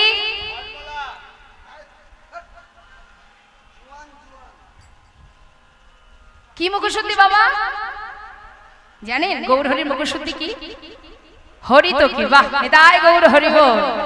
দেখেছেন? তাহলে গৌর হরি গোবিন্দ ঘোষের কাছে হাত বাড়িয়েছে মুখশুদ্ধির জন্য। হরি তো কি? গোবিন্দ ঘোষ বলছে, প্রভু ঠিক আছে, তুমি বসো, আমি দেখছি, এক্ষুনি গ্রাম থেকে ভিক্ষা করে নিয়ে আসবো। প্রভুকে বসিয়ে রেখে চললেন মুখশুদ্ধি ভিক্ষা করতে। হরি বল যাচ্ছে মনের আনন্দে মুখশুদ্ধি ভিক্ষা করতে। মুখশুদ্ধি মাগিবার করে গোবিন্দ চলিল, মুখশুদ্ধি মাগিবার করে গোবিন্দ চলিল। ওই না মুখশুদ্ধি, ওই দেখো মুখশুদ্ধি মাগিবার করে গোবিন্দ চলিল। দুইটি হরি তোকে মাগিয়া লইল, দুইটি হরি তোকে মাগিয়া লইল। ওই না দুইটি হরি তোকে মাগিয়া লইল। দুটো হরি তোকে ভিক্ষা করেছে মা, দুটো হরি তোকে ভিক্ষা করে এবার ফিরে আসছে। আসার সময় কিছুটা পথ আসবার পর এতটা ক্লান্ত হয়ে গেছে, একটা গাছের গোড়ায় বসে বসে গোবিন্দ ঘোষ বিশ্রাম করছে। যেই না বাতাসে দেহটা একটু ঠান্ডা হয়ে গেছে, হঠাৎ মাথায় চিন্তা ঢুকে গেল, তাই তো প্রভু যেমন আজ মুখশুদ্ধি চাইছেন, কালও তো হয়তো কোথাও গিয়ে বলবে গোবিন্দ মুখশুদ্ধি দাও। আজ আমাকে এতটা পথ অতিক্রম করতে হলো, কাল যদি তার থেকে বেশি যেতে হয়, তার থেকে এক কাজ করি, আমরা যেমন সঞ্চয় করে রাখি না মা, তাই তো? হ্যাঁ, আজকে এটা খাবো, আগামী দিনে এটা খাবো, আগামী দিন ওইটা করব, সঞ্চয় করে রাখি। তা গোবিন্দ ঘোষ তিনি কি করেছেন, তাড়াতাড়ি করে দুটো হরিতকি তো, তাই একটা নিজের কাছে রেখে দিয়েছে। কেন দিয়েছে? না, প্রভুকে আজ একটা দেব, কাল প্রভু যেই চাইবে, কাল আমার এই থাকলো, কাল এটা দিয়ে দেব। নিজের কাছে রেখে দিলেন। আর মনে মনে চিন্তা করছে, তিনি তো আর জানতে পারছেন না আমি কি দিয়ে কি করছি। থাক, সে তো আর জানছে না। বারবার শুধু একটা কথাই, এই কথাটা বারবার বলছে, সে তো আর জানছে না আমি কি দিয়ে কি করছি। আমরা যেমন ভাবি, তিনি দেখতে পাচ্ছেন না, তিনি জানতে পারছেন না। এখন নিজের কাছে যেটা রেখেছে গুছিয়ে সঞ্চয় করে রেখেছে, আর একটা হাতে করে নিয়ে প্রভুর হাতে দিয়েছে। গৌর হরি তো সবই জানে মা, তার কিছু জানতে বাকি আছে? মনে মনে চিন্তা করলেন, গোবিন্দ তুমি আজ যে অন্যায়টা করলে, এর জন্য সাজা তো তোমায় পেতেই হবে, এটা মনে মনে বললেন। তা সাজাটা তো তখনই দেবে না। কি করলেন, কিছু সময় বিশ্রাম করে সবাইকে বললেন, চলো আর দেরি কেন, যাত্রা করো। যাচ্ছেন এবার পূর্বস্থলী থেকে। কোথায়? গোবিন্দ ঘোষের ঘর কোথায়? অগ্রদ্বীপ। সেইখানে এসে পৌঁছালেন। পর দিবসেতে প্রভু অগ্রদ্বীপে আইলা, পর দিবসেতে প্রভু অগ্রদ্বীপে আইলা। তখন পর দিবসেতে প্রভু, পর দিবসেতে প্রভু অগ্রদ্বীপে আইলা। ও গোবিন্দ, কোথায় এটা? আচ্ছা আচ্ছা আচ্ছা, এখানে তোমার ঘর। ঠিক ঠিক ঠিক ঠিক। শোনো গোবিন্দ, আজ আর কোথাও যাব না, সেবার ব্যবস্থা করো। যেই বলেছে সেবার ব্যবস্থা করো, গোবিন্দ ঘোষ আনন্দ করতে করতে রন্ধন করে প্রভুর সেবাটা দিয়েছে মা। সেবাটা যেই হয়ে গেল, ঠিক গত দিনের মতো প্রভু আজও হাত বাড়িয়েছে। দাও মুখসতী লাগি প্রভু কর বাড়াইলা, মুখসতী লাগি প্রভু করে বাড়াইলা, মুখসতী লাগি প্রভু করে বাড়াইলা, মুখসতী দাও না মোরে, মুখসতী দাও না মোরে, মুখসতী দাও না মোরে, মুখসতী দাও না মোরে, ভজনের অবশেষে মুখসতী দাও না মোরে, ভজনের অবশেষে মুখসতী দাও না মোরে, ওই না মুখসতী লাগি প্রভু করে বাড়াইলা, মুখসতী লাগি প্রভু করে বাড়াইলা। যেই না হাত বাড়িয়েছে গোবিন্দ ঘোষের সামনে, গোবিন্দ ঘোষের মনটা খুশিতে ভরে গেছে। কি আনন্দ, কি আনন্দ! আমি জানতাম তুমি চাইবে। দাঁড়াও দাঁড়াও প্রভু, এক্ষুনি দিচ্ছি, দাঁড়া।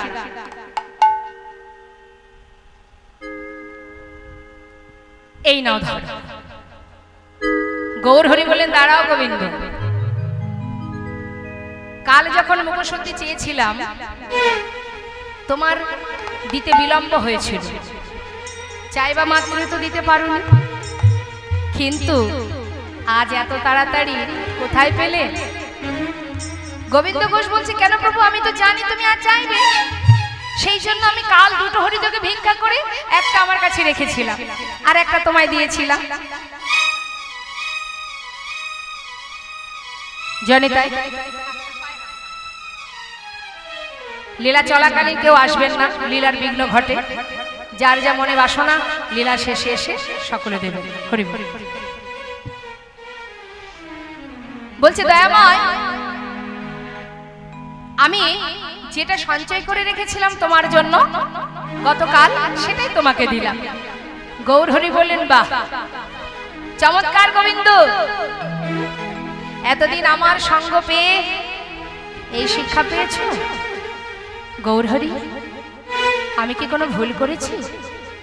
না, তুমি কোনো ভুল করনি গোবিন্দ, ভুল তো করেছি আমি, তুমি ভুল করেছো।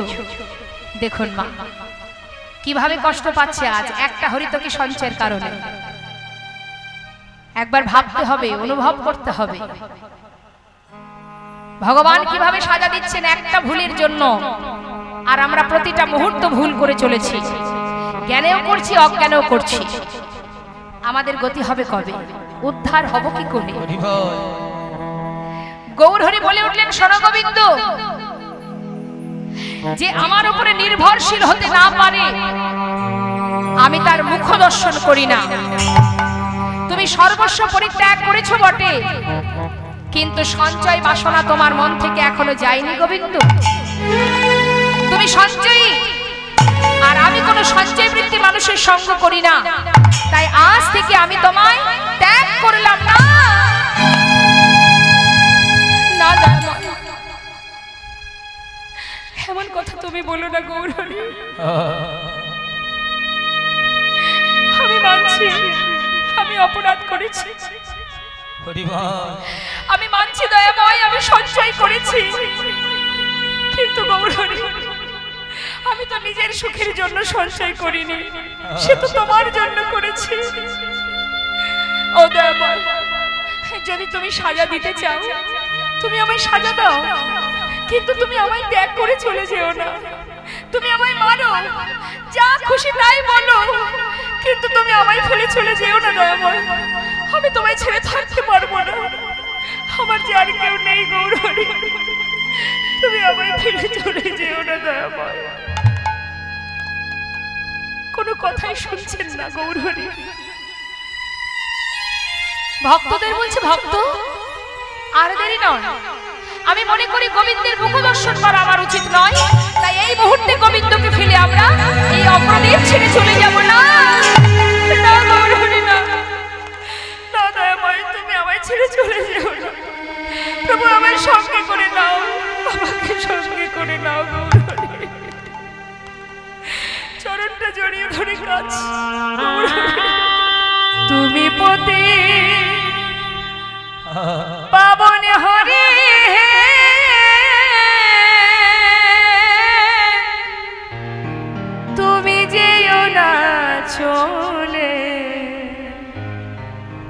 কৃপা করে দয়াল হরি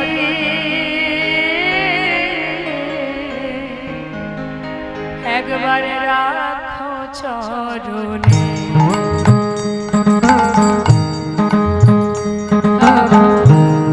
কৃপা করে দয়াল হরি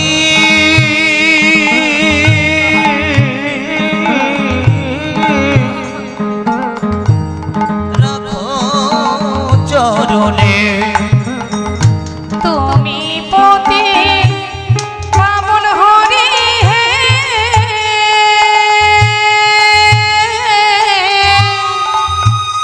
তুমি যেও না চলে,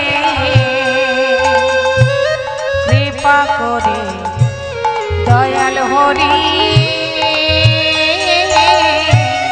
রাখো চরণে। শুনেছি তুমি নাকি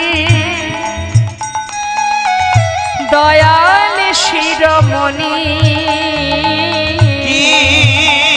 কৃপাময় শুনেছি তুমি নাকি দয়াল শিরোমণি। নাম প্রচারিতে এলে তুমি প্রেমের খনি ঠাকুর, তুমি প্রেমের খনি ঠাকুর, তুমি প্রেমের খনি। দিবানিশি রই আমি তোমার শরণে, কৃপাময় দিবানিশি রই আমি তোমার শরণে। কৃপা করে দয়াল হরি রাখো চরণে। গৌর হে, কৃপা করে দয়াল হরি রাখো চরণে। কৃপা করে দয়াল হরি রাখো চরণে, রাখো চরণে। গৌর হে, গৌর হে, গৌর হে,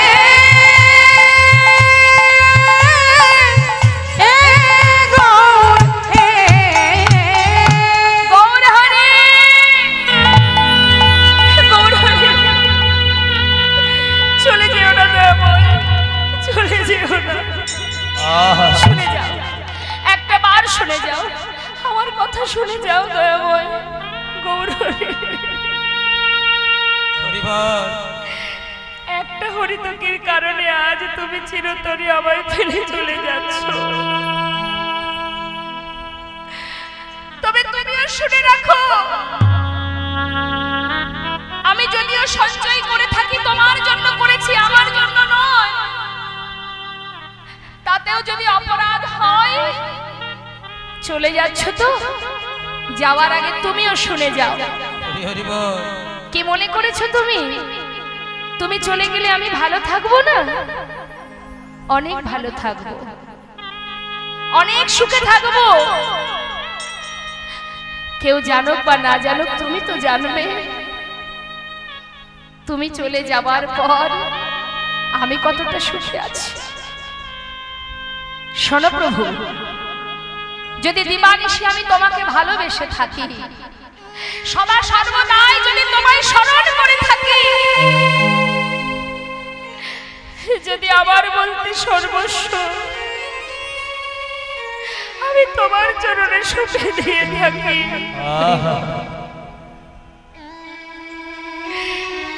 আজ চলে যাচ্ছ, চলে যাও।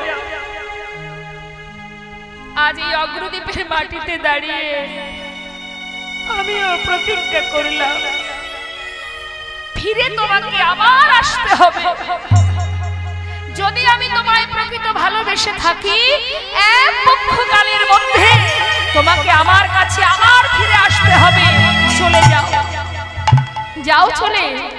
আমি চাই না তোমার সঙ্গী হতে। যাও, কেন দাঁড়িয়ে আছো? চলে যাও। প্রভু চলে গেল। প্রভু চলে যাবার পর মা ধুলাই গড়াগড়ি খাচ্ছে গোবিন্দ ঘোষ। যে জন একবার ভগবানের সঙ্গ লাভ করেছে, প্রভুর কাছে থেকেছে, তার সঙ্গে লীলা করেছে, যে জন সদা সর্বদাই তার সঙ্গে থেকে দিন কাটিয়েছে, আজ যখন প্রভু হারা হয়েছে মা নিজেকে আর স্থির রাখতে পারছে না। কি করে দিন কাটবে তার? শুধু কাঁদছে আর বলছে, দয়াময় যা কিছু তোমাকে আমি বলেছি সে তো আমার মুখের কথা, আমার মনের কথাটা তুমি কেন জানতে চাইলে না দয়াময়? বেশ, ফিরে তোমাকে আসতেই হবে প্রভু, যদি আমি তোমায় ভালোবেসে থাকি। গ্রামবাসী দেখছে তো আমাদের পাড়ার ছেলে, জানতে পেরে সকলে মিলে তার হাতটা ধরে তাকে তার ঘরে পৌঁছে দিয়েছে। কিন্তু যে জন একবার ভগবানের সঙ্গ লাভ করেছে তার কিন্তু আর এই ইহজগতে এছাড় মায়ার সংসারে তার আর মন বসবে না মা। 15 দিনে হয় এক পক্ষ কাল, একদিন দুদিন 3 দিন চলে যাচ্ছে, যেতে যেতে আজ 13 দিন বাবা, আর থাকতে পারছে না। 13 দিন যখন হয়ে গেল, মনে মনে চিন্তা করলেন গোবিন্দ ঘোষ, কথায় আছে যার কেউ নেই তার ভগবান আছে, আর সেই ভগবান যখন আমাকে ত্যাগ করেছে তাহলে পৃথিবীতে বেঁচে থেকে আর কি লাভ? 13 দিন হলো প্রভু তো এলো না, এ প্রাণ আমি আর রাখতে চাই না, ওই গঙ্গার জলে নিজেকে বিসর্জন করে দেব। হে দয়াময়, তুমি আমায় ভুলে গেলে কি হবে? আমি তোমায় ভুলবো না, তোমারই নাম স্মরণ করতে করতে ওই গঙ্গার জলে নিজেকে ত্যাগ করব। এই বলে ঘর থেকে বেরিয়ে পথে হাঁটতে হাঁটতে যাচ্ছে গঙ্গার ঘাটের দিকে। সেই সময় গৌরহরি ছিলেন রামকেলিতে, মালদায়। ওই রামকেলিতে যখন তিনি অন্তরে জানতে পারলেন যে গোবিন্দ ঘোষ জলে ডুবে মরতে চলেছে, বিলম্ব না করে তিনি একটা কোষ্ঠী পাথর জলে ভাসিয়ে দিলেন। আর সেই পাথরটা ভাসতে ভাসতে অগ্রদ্বীপের ঘাটে এসে পৌঁছাল। যখন অগ্রদ্বীপের ঘাটে এসে পৌঁছালো, আর এদিকে গোবিন্দ ঘোষ 1 পা 2 পা করে এগিয়ে আসছে গঙ্গার ঘাটে, প্রাণ ত্যাগ করবে মা। তা যেতে যেতে প্রভুকে স্মরণ করছে আর বলছে, প্রভু আজ তুমি আমায় ত্যাগ করে দিলে, তাই তোমার নাম স্মরণ করতে করতে নিজেকে বিসর্জন করব। কেউ জানুক বা না জানুক, তুমি তো জানবে যে তুমি আমাকে ভুলে গেছো, কিন্তু আমি তোমায় ভুলিনি। তুমি ভুলেছো, তুমি আমায় ভুলে গেছো, আমি তোমায় ভুলিনি প্রভু। হরি হে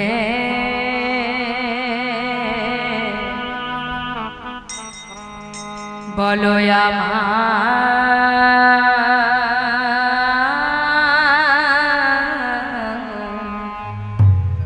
সেই দিন কবে হবে?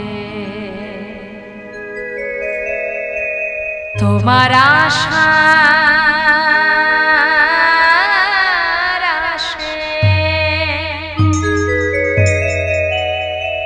দয়াল আছি বসে, তোমার আশা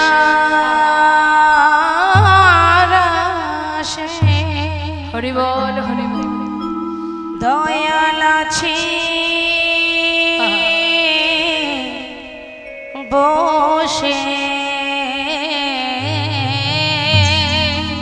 তোমার আশা আসে দয়াল আছি বসে। বলো বলো কবে চরণ দেবে প্রভু গো,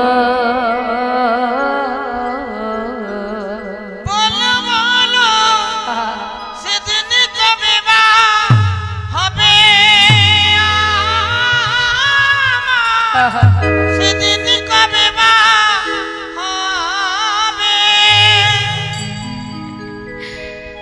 ভবের মাঝে আসা যাওয়া তোমায় ডাকা হলো না,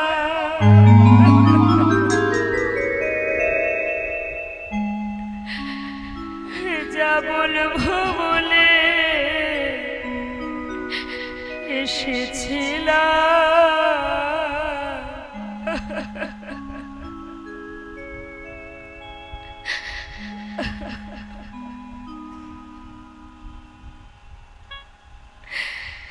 আমাদের বলা হলো এই ভবের মাঝে আসা যাওয়া তোমায় ডাকা হলো না, আমি যা বলবো বলে এসেছিলাম আমাদের তা বলা হলো না। ভবের মাঝে আসা যাওয়া তোমায় ডাকা হলো না, যা বলবো বলে এসেছিলাম, আমাদের বলা হলো না। তুমি পারে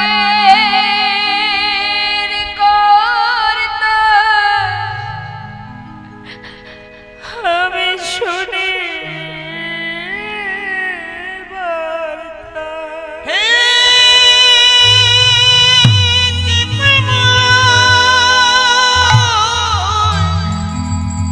তুমি করুণাময়, তুমি পারে করতা আমি শুনি বার্তা, বলো বলো কবে পার করিবে দয়াময় দয়াময়। বলো বলো সেদিন কবে মা হবে আমার, সেদিন কবে মা হবে? করে জলে নাও। ভক্তের কি করে মৃত্যু হবে মা? ভগবান যে সর্বদাই তার কাছে আছে, সুখে দুঃখে আপদে বিপদে। ভক্তের মনের ইচ্ছা পূরণ হলো না, যখনই জলে নেমে যাচ্ছে সেই কষ্টি পাথরটা বারবার এসে গায়ে লাগছে, সঙ্গে সঙ্গে হাতে করে নিয়ে গোবিন্দ ঘোষ তীরে উঠে আবর্জনার মধ্যে ছুঁড়ে ফেলে দিয়েছে। আর যখনই ছুঁড়ে ফেলে দিয়েছে সঙ্গে সঙ্গে দৈববাণী হলো, গোবিন্দ গোবিন্দ কে? ঘরে ফিরে যাও, নিজেকে বিসর্জন করো না। গোবিন্দ কে তুমি? আমি তোমায় দেখতে পাচ্ছি না কেন? আমার সামনে দেখা দাও। ফিরে যাও গোবিন্দ, ঘরে ফিরে যাও, নিজেকে বিসর্জন করো না, ঘরে ফিরে যাও। আর মরা হলো না, চলে গেল নিজ ঘরে। চলে গেল 13 দিন, হলো 14 দিন, 15 দিনে হয় এক পক্ষ কাল। ভক্তের ডাকে ভগবান সাড়া দেয় যুগে যুগে। যখনই 14 দিন হতে চললো, মানে আজ 14 দিন, গৌরহরি পার্ষদকে নিয়ে আবার সেই অগ্রদ্বীপে এসে পুনরায় ফিরে এলেন।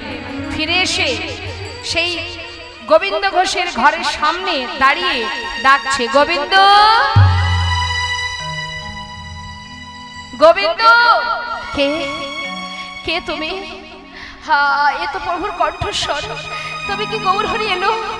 দরজাটা যেই না খুলেছে মা, দেখছে বাইরে প্রভু দাঁড়িয়ে আছে, চরণটাকে জড়িয়ে ধরেছে। দয়াময় গৌরহরি, তুমি এসেছো গৌরহরি, তুমি এসেছো, এসেছো দয়াময়। আমার কথা মনে পড়েছে তোমার। হরি বল, হরি বল। ও দয়াময়, কথা দাও, আমায় ফেলে আর কোথাও যাবে না। শান্ত হও।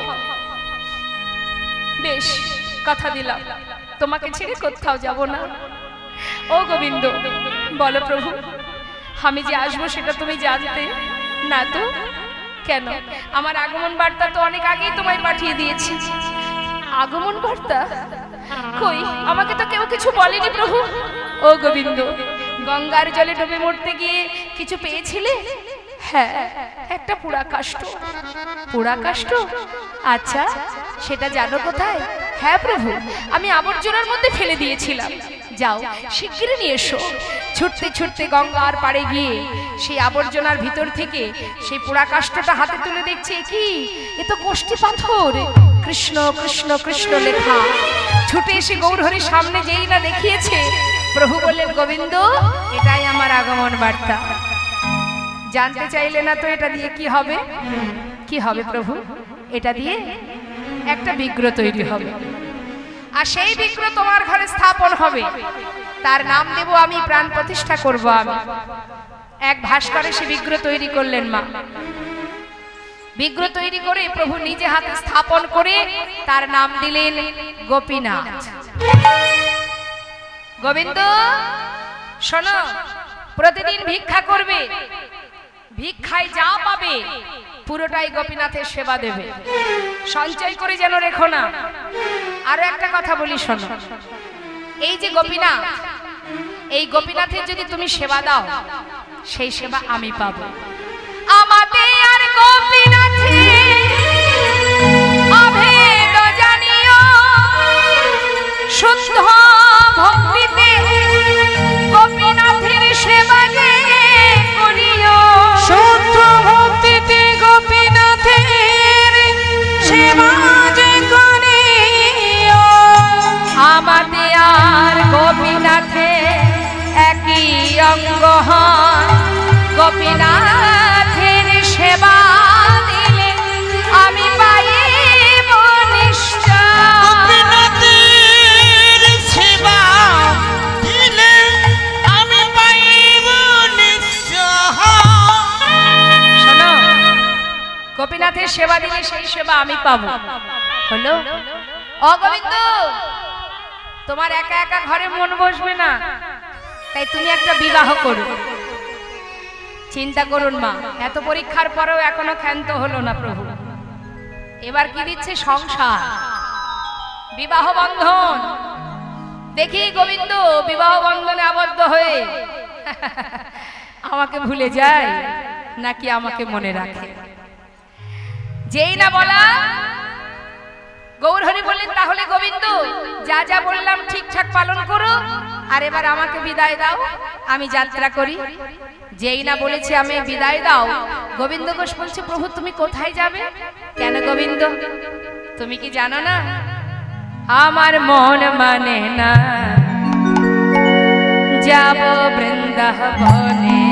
ও গো আমার মন মনে না যাব বৃন্দাবনে। আমার মন মানে না যাব বৃন্দাবনে। আমার মন মানে না যাব বৃন্দাবনে। আহা নয়ন ভরে, নয়ন ভরে, নয়ন ভরে, নয়ন ভরে, দুটি নয়ন ভরে হেরিব সদা। নয়ন ভরে হেরব সদাই মদন মোহনে মন মানে না যাব বৃন্দাবনে। ও গো আমার মন মনে না যাব বৃন্দাবনে। আমার মন মানে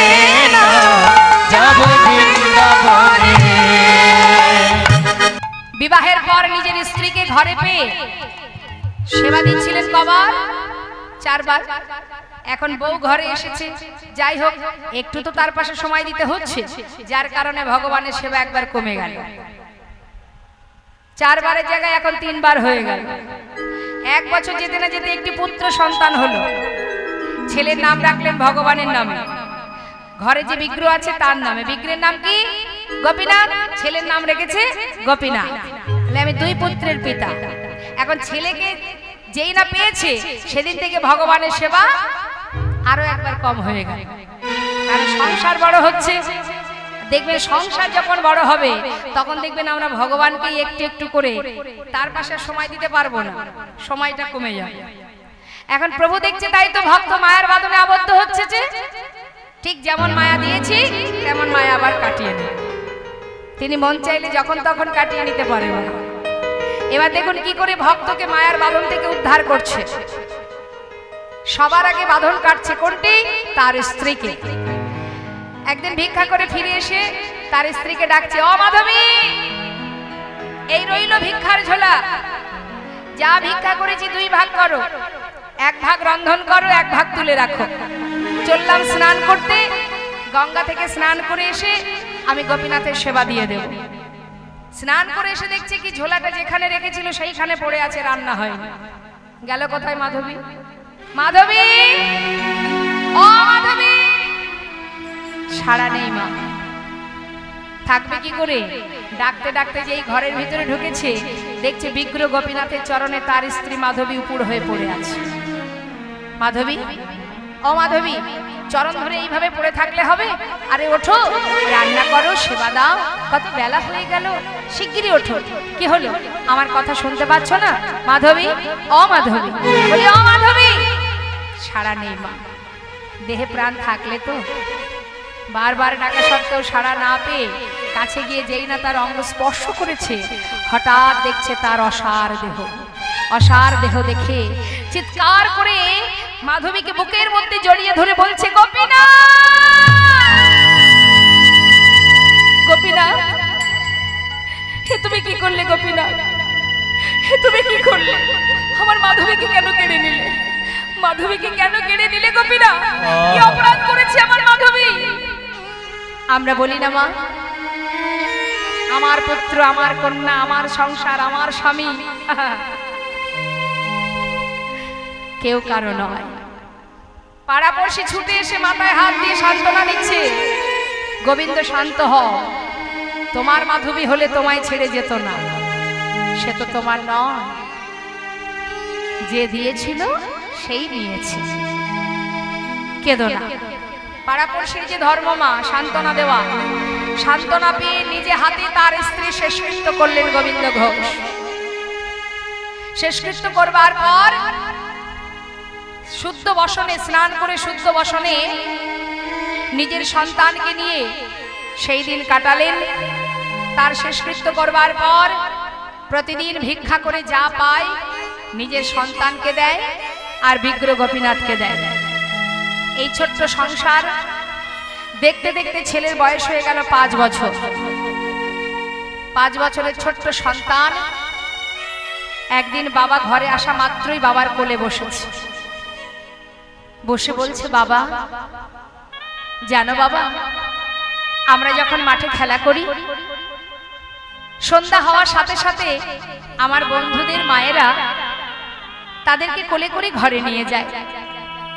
বাবা, আমার মা তো কোনোদিন আমাকে নিতে যায় না, আমি একা একা ঘরে ফিরি। বাবা, আমার মা কোথায়? বলো না বাবা, সকলের তো মা আছে, আমার মা কোথায়?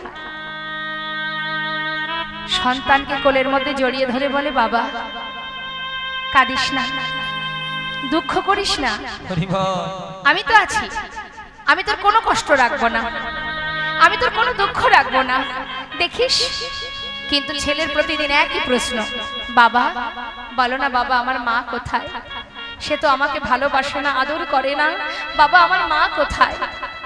সহ্য করতে না পেরে বলে উঠলেন, তুই মায়ের কথা জানতে চাস? তবে যা, ওই যে মন্দিরে দাঁড়িয়ে আছে ওর কাছে কি জিজ্ঞাসা কর তোর মা কোথায়। হরি বল। ছোট্ট শিশু 5 বছর বয়স মা, বাবার কথা শুনে যেই না বাবা গঙ্গা স্নানে চলে গেল, ঠিক নির্জন স্থান, ঘরের মধ্যে কেউ নেই, একা একা মন্দিরে ঢুকেছে। মন্দিরে ঢুকে বিগ্রহ গোপীনাথের সামনে বসে পুত্র গোপীনাথ করজোড়ে জিজ্ঞাসা করছে, গোপীনাথ আমার বাবা বলল তুমি নাকি জানো আমার মা কোথায়, বলো না আমার মা কোথায়? ও গোপীনাথ একটিবার বলো, বলে দা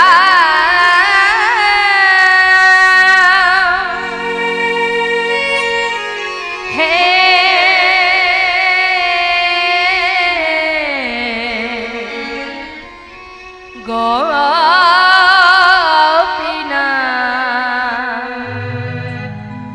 বলো কোথায় আমার মা? বলো বলো কোথায় আমার মা?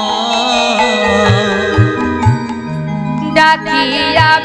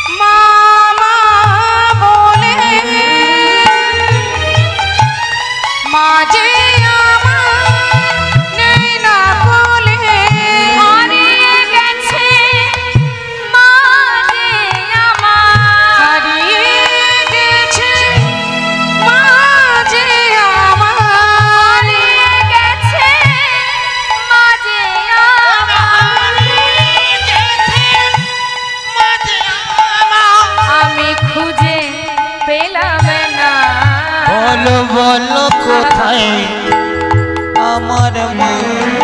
বলে দাও হে গোপীনাথ, বলো কোথায় আমার মা? বলো কোথায় আমার মা?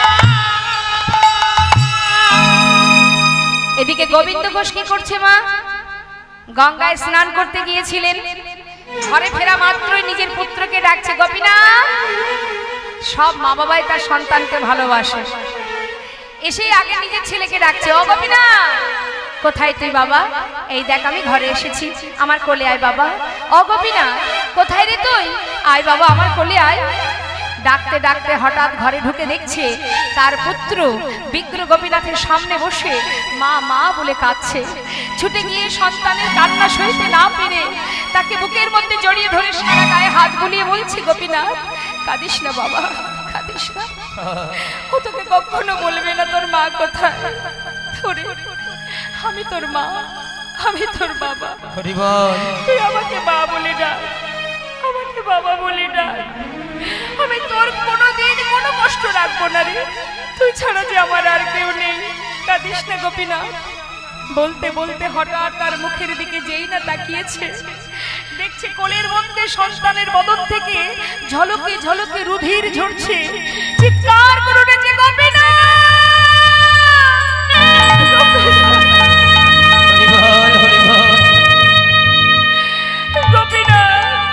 তুমি আমার সন্তানকে কেড়ে নিও না, ও ছাড়া যে আমার আর কেউ নেই, গোপীনাথ কেড়ে নিও না।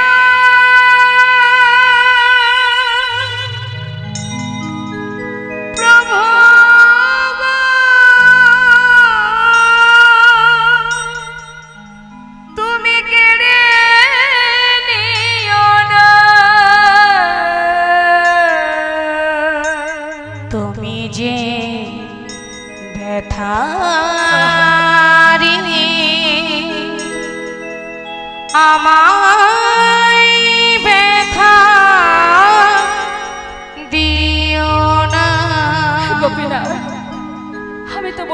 আমার সন্তান দাও। আমি তো বলিনি আমার স্ত্রী দাও, সংসার দাও। আমি তো কিচ্ছু চাইনি তোমার কাছে, তুমি নিজেই দিয়েছিলে। তবে দিয়ে কেন কেড়ে নিতে চাইছো গোপীনাথ? ফিরিয়ে দাও, আমার সন্তানকে ফিরিয়ে দাও। দিলে যদি পুত্র মোরে, বলো কেড়ে কেন নিতে চাও? পারি না সহিতে প্রভু, তুমি কেন এত দুঃখ দাও? দিলে যদি পুত্র মোরে, তবে কেড়ে কেন নিতে চাও? পারি না সহিতে প্রভু গো, কেন এত দুঃখ দাও? যে বিষম বেদনা সহিতে পারি না প্রভু গো, যে বিষম বেদনা আমি আর সহিতে পারি না প্রভু গো, সহিতে পারি না।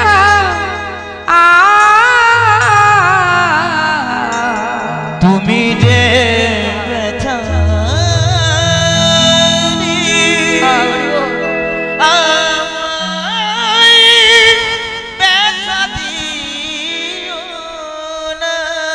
চলে গেল।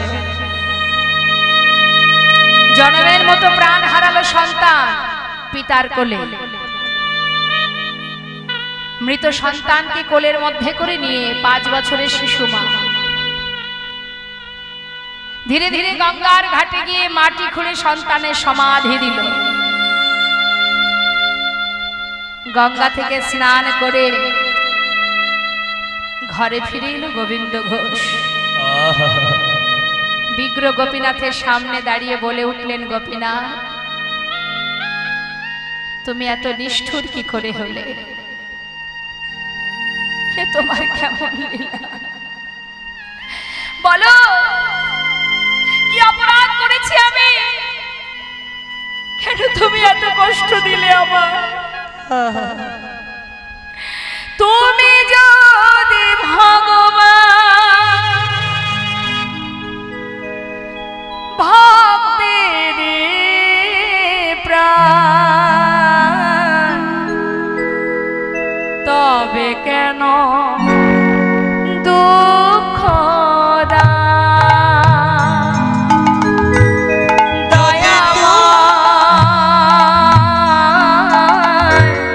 তবে কেন দুঃখ দাও? যদি তুমি ভগবান ভক্তের প্রাণ, তবে কেন দুঃখ দাও? ও দয়াময়, তবে কেন দুঃখ দাও? যদি তুমি ভগবান ভক্তের প্রাণ, তবে কেন দুঃখ দাও? ও দয়াময়, তবে কেন দুঃখ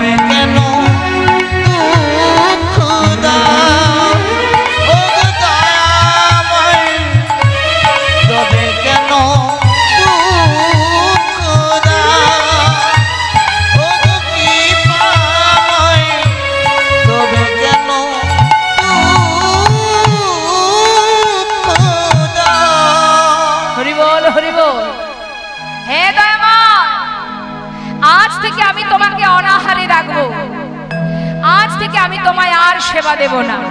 কি করলেন মা? সেই থেকে আর প্রভুর সেবা দেয় না। একদিন, দুদিন, 3 দিন, 4 দিন হয়ে গেল, আর গোপীনাথের সেবা হচ্ছে না। শুধুমাত্র ঘরের মধ্যে গড়াগড়ি দিয়ে কাঁদে আর বলে, নিজের সন্তানকে ডাকে, ও গোপীনাথ একবার এসে বাবা বলে ডাক, কোথায় তুই? কিন্তু মাগো, স্বয়ং ভগবান তিনি আর পাথরের মধ্যে থাকতে পারলেন না। কি করলেন? বিলম্ব না করে পুত্র সেজে তার শিয়রের পাশে এসে ডাকছে, বাবা বাবা। কে? কে? আমি তোমার সন্তান বাবা। তোমার মনে আছে একদিন তুমি বলেছিলে তুমি 2 পুত্রের পিতা, কারোর যদি 2টো সন্তানের মধ্যে একটা মারা যায় তবে কি বাবা আরেকটি সন্তানকে না খাইয়ে রাখে? আর 4 দিন হলো তুমি আমায় কিচ্ছু খেতে দাওনি, আমায় খেতে দাও বাবা, আমি যার পারছি না। গোবিন্দ ঘোষ বললেন, ও তুমি এসেছো আমার কাছে, বেশ। তুমি যে আজ আমায় বাবা বলে ডাকলে, তুমি জানো প্রত্যেকটি মাতা পিতা একটা পুত্র সন্তান কেন চায়? শেষের দিনে মাতা পিতার শেষকৃত্য করবার জন্য। তুমি পারবে? তুমি যে আমায় বাবা বলে ডাকলে, পারবে শেষের দিনে আমার সমস্ত কর্ম করতে? পারবো বাবা, আমি কথা দিলাম, শেষের দিনে তোমার শেষকৃত্য আমি সমাধা করবো। নিতাই গৌর হরি বল। যেই না বলা, সঙ্গে সঙ্গে গোবিন্দ ঘোষ কয়েক বাড়ি থেকে ভিক্ষা করে এনে গোবিন্দ ঘোষ প্রভুর সেবা দিলেন। এইভাবে কিছুদিন যেতে না যেতে গোবিন্দ ঘোষ শয্যাশায়ী হলেন।